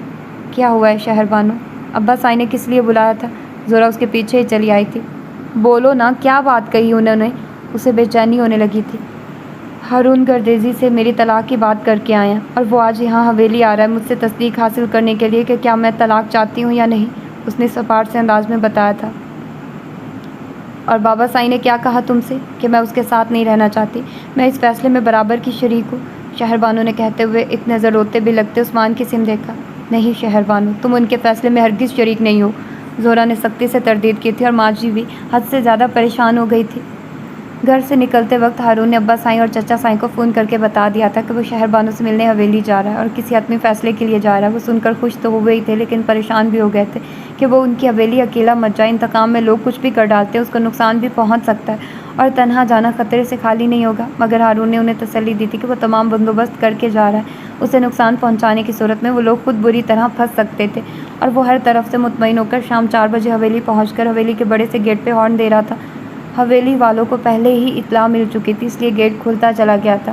حویلی کے بڑے سے لان کی سائڈوں میں بنی روش پہ چکر کاٹ کے اس کی مرسیڈیز گاڑیوں کے ساتھ آ رکی تھی، جہاں ایک ملازمہ اس کی مدد کے لیے پہلے سے تیار کھڑی تھی۔ وہ گاڑی سے اترا ہی تھا کہ وہ آگے بڑھائی تھی۔ آئیے صاحب جی، وہ سر ہلا کر ملازمہ کے پیچھے چل دیا تھا۔ طویل راہداری اور ڈرائنگ روم کا احاطہ گزرنے کے بعد ملازمہ اسے گیسٹ روم میں چھوڑ گئی تھی، جہاں سید سراج حسین اور سید قاسم حسین پہلے سے موجود تھے۔ بیٹھو، انہوں نے صوفے کی سمت اشارہ کیا تھا۔ شکریہ، وہ ریلیکس انداز میں بیٹھ گیا تھا۔ کچھ سوچا تم نے؟ انہوں نے نپے تلے انداز میں پوچھا تھا۔ جو کچھ آپ سے کہہ چکا ہوں، اس کے بعد سوچنے کی گنجائش نہیں نکلتی مرشد سائیں۔ اگر میری بیوی میرے ساتھ رہنا چاہتی ہو تو آپ اسے مر کے بھی نہیں روک سکتے، اور اگر وہ میرے ساتھ رہنے سے انکار کرتی ہے تو میں آج ہی طلاق نامے پہ سائن کر دوں گا۔ اس کا لہجہ مضبوط تھا۔ ٹھیک ہے، اگر وہ تمہارے ساتھ رہنا چاہتی ہے تو ہم سے سارے رشتے توڑ کر ہمیشہ کے لیے جا سکتی ہے، اور اگر وہ تمہارے ساتھ نہیں رہنا چاہتی تو تمہیں یہ رشتہ توڑ کر جانا ہوگا۔ طلاق کے کاغذات تیار رکھے ہیں، ان پہ سائن کر دینا۔ چلو قاسم حسین، اسے فیصلہ کرنے دو۔ وہ ٹیبل پہ رکھے کاغذات اور پین کی سمت اشارہ کر کے اٹھ کھڑے ہوئے تھے، اور سید قاسم حسین بھی باہر نکل آئے، کیونکہ شہر بانو نے بھی فیصلہ سنانے کے لیے اندر آنا تھا۔ ملازمہ اس کے لیے چائے اور ساتھ میں کافی لوازمات لے کر آئی تھی، مگر ہارون کو ان چیزوں سے نہیں صرف اور صرف شہر بانو سے مطلب تھا، لیکن پھر بھی ایک اچھے مہمان کی طرح اس نے چائے کا کپ اٹھا لیا تھا۔ بلیک پینٹ اور وائٹ ٹی شرٹ میں ملبوس ٹانگ پہ ٹانگ چڑھائے، ہاتھ میں چائے کا کپ لیے وہ بہت شاہانہ انداز میں بیٹھا، اتنا پرسکون لگ رہا تھا کہ اسے دیکھ کر شہر بانو کا دل دھڑک اٹھا تھا، اور شاید دھڑکا بھی پہلی بار تھا، اور اس دھڑکے کا پتہ ہارون کو بھی چل گیا تھا۔ تبھی تو چونک کر دروازے کی طرف دیکھا، جہاں وہ خاموش سر جھکائے کھڑی تھی۔ شہر بانو، وہ یکدم کپ ایک سائڈ پہ رکھ کے صوفے سے کھڑا ہو گیا۔ کیسی ہو تم؟ وہ اپنے دل کی لپک، اپنے دل کی تڑپ پہ قابو پاتے ہوئے اپنے آپ کو کنٹرول کرتے ہوئے اس کے قریب آیا تھا، ورنہ دل چاہ رہا تھا کہ اتنے دنوں بعد ملنے پہ اسے اپنی باہوں میں بھر ڈالے تاکہ اتنے دنوں سے بے چین دل کچھ سنبھل جاتا۔ خاموش کیوں ہو شہر بانو؟ اب تو تم اپنے گھر میں ہو، پہلے تم میری قید میں تھی، اب میں تمہاری قید میں ہوں، جو چاہو فیصلہ سنا دو، تمہارا پورا اختیار ہے، تم حاکم ہو اس وقت اور میں غلام۔ ہارون نے بھاری سنجیدہ آواز میں کہتے ہوئے اس کو دونوں کندھوں سے تھام لیا تھا اور اس کے ہاتھوں کی سخت گرفت سے اس کی دیوار جان کو ایک منصوبے مضبوط سہارا ملا تھا۔ بولو شہر بانو، کیا کرو گے آج، قید یا آزاد؟ اس نے اس کے کندھوں پہ دباؤ ڈالا اور اسے کچھ کہنے پہ اکسایا تھا، اس سے پہلے کہ وہ اس کا چہرہ اونچا کرتا ہوا یکدم پھوٹ پھوٹ کے روتی ہوئی ہارون کے سینے سے لگ گئی تھی۔ اس کے ضبط، اس کے صبر کا دامن چھوٹ چکا تھا، لیکن اس کی اس بے اختیار حرکت پہ ہارون کا بے چین دل سچ مچ سنبھل گیا تھا۔ اس کی لپک، اس کی تڑپ کو سکون سا ملا تھا اور تسلی ہو گئی تھی کہ وہ اسے اپنا قیدی رکھنا چاہتی ہے، آزاد نہیں چھوڑ سکتی۔ تھینک یو سو مچ شہر بانو، تھینک یو سو مچ۔ وہ اسے باہوں میں بھینچتے ہوئے بے پناہ خوش ہوا تھا۔ شہر بانو نے اسے شکست سے بچا لیا تھا، اس نے اس کی محنت کو رائیگاں ہونے سے بچا لیا تھا، اس نے اس رسم کو توڑتے ہوئے سید قاسم حسین کی بیٹی زرینہ کو بچا لیا تھا اور نہ جانے کتنی بیٹیوں کی قبر کو، زندگی کو قبر بننے سے بچا لیا تھا، چاہے اس کے لیے اسے اپنوں سے ہمیشہ کے لیے بائیکاٹ کرنا پڑ رہا تھا، مگر یہ سودا مہنگا نہیں تھا اور اس سودے پہ زہرہ اور ماجی بہت خوش تھی۔ انہوں نے شہر بانو کا حوصلہ بڑھایا تھا اور ساتھ ہی اس کا چھوٹا موٹا سامان بھی تیار کر دیا تھا، عثمان کو نئے کپڑے پہنائے تھے اور جی بھر کے پیار کیا تھا۔ تب جا کر شہر بانو ہارون سے ملنے گیسٹ روم میں آئی تھی۔ یار مجھے کیا پتا تھا تم مجھے اتنی بےتابی اور اتنے والہانہ انداز سے ملو گی، ورنہ قسم سے پہلے مرشد سائیں کے ساتھ یہ میٹنگ طے کر لیتا۔ بہت بڑی غلطی کی میں نے دیر کر کے۔ وہ اپنے آپ کو شرارت سے کوس رہا تھا اور شہر بانو اس کی بات سن کر یکدم اس سے الگ ہو گئی تھی، چہرہ سرخ پڑ گیا تھا۔ اوکے یار کوئی بات نہیں، باقی کی کسر گھر جا کے پوری کر لینا، جب تک تم کہو گی میں تمہارے سامنے سے ہٹوں گا نہیں۔ اس نے شہر بانو کا چہرہ اونچا کرتے ہوئے اسے چھیڑا تھا۔ پلیز ہارون۔ وہ رخ موڑ گئی تھی۔ ہارون کی جان، دل خرید لیا ہے تم نے تو۔ وہ بڑے فریش موڈ اور بڑی ترنگ میں تھا جب اس نے اسے بریک لگائے تھے۔ کیا واپس نہیں چلنا اپنے؟ چلتے ہیں یار چلتے ہیں، پہلے تم میرے شہزادے کو تو لے کر آؤ، تب تک میں تمہارے چچا سائیں یعنی اپنے مرشد سائیں سے مل کر معاملہ سنبھالتا ہوں۔ وہ شہر بانو کو محبت بھرا لمس دے کر باہر نکل آیا تھا اور شہر بانو کو ہارون کو ساتھ جانے کے لیے تیار دیکھ کر سید سراج حسین کے چہرے پہ ہوائیاں اڑنے لگی تھی اور سید قاسم حسین کا چہرہ غصے سے لال بھبھوکا ہو گیا تھا، جبکہ سید معراج حسین اور باقی سبھی افراد خاموش تھے۔ شہر بانو نے کچھ کہنے کے لیے لب کھولے ہی تھے کہ سید معراج حسین نے اسے وہاں سے چلے جانے کا اشارہ کیا تھا، کیونکہ انہیں پتا تھا کہ اس کا کچھ بھی کہنا فضول ہے، کوئی بھی نہیں سنے گا، اور شہر بانو سب پہ ایک سسکتی ہوئی نظر ڈال کر پلٹ گئی تھی، لیکن قدم بہت مضبوط تھے اور رسم کو توڑ ڈالنے کا خیال اور عزم اس سے بھی زیادہ مضبوط تھے۔ اس کا بیگ ہارون نے تھام رکھا تھا، جبکہ عثمان کو شہر بانو نے اپنی آغوش میں بھینچا ہوا تھا۔ رب راکھا شہر بانو، اللہ تمہیں ہمیشہ خوش آباد اور سدا سہاگن رکھے، زورا نے ان کی گاڑی کے قریب آتے ہوئے کہا تھا۔ ماں جی بھی انہیں رخصت کرنے کے لیے آئی ہوئی تھی۔ بہت شکریہ ماں جی، آپ کبھی بھی فکر مت کرنا، آپ کی بیٹی کو ہمیشہ خوش رکھوں گا، یہ میرا وعدہ ہے، اس نے مسکرا کر کہا۔ جیتے رہو، خوش رہو، اللہ جوڑی سلامت رکھے۔ انہوں نے بہت سی دعاؤں کے ساتھ انہیں رخصت کیا تھا اور ہارون ایک فرسودہ رسم کو توڑ دینے کی خوشی میں سرشار عثمان کو بار بار پیار کرتا اور شہر بانو کو شرارت سے چھیڑتا ہوا اپنے گاؤں کی سمت گامزن تھا، اور شہر بانو کو یقین ہو چکا تھا کہ اگر انسان کا ارادہ اور عزم نیک ہو تو تعبیر پا ہی لیتے ہیں، جیسے ہارون نے پائی تھی، کیونکہ نیک ارادہ اس نے کیا تھا اور تعبیر اللہ نے دی تھی۔ تو یہ تھا آج کا ناول، ہوپ فلی کہ آپ لوگوں کو اچھا لگا ہوگا۔ ویسے ایسی ہوتی تو ہیں کافی جگہوں پر فرسودہ رسمیں اور جن کا کوئی وجود بھی نہیں ہوتا، پھر بھی لوگ کرتے ہیں۔ خیر اسی سے ریلیٹڈ یہ ایک فیوڈل سسٹم بیسڈ ناول تھا جو کہ بہت ہی مزے کا تھا، اور ابھی آپ لوگوں کو کافی شور سنائی دے رہا ہوگا تو یہ پنکھے کا شور ہے۔ صبح کے ٹائم میں نے آدھا 30 منٹ کا ناول ریکارڈ کیا تھا تو وہ باہر کیا تھا اور اب میں نے روم میں کیا ہے۔ یار اسی لیے تو ریکارڈنگ آج کل میں کر نہیں پا رہی ہوں کہ کوئی مجھے جگہ نہیں مل رہی ہے جہاں پر میں بیٹھ کر ریکارڈنگ کروں۔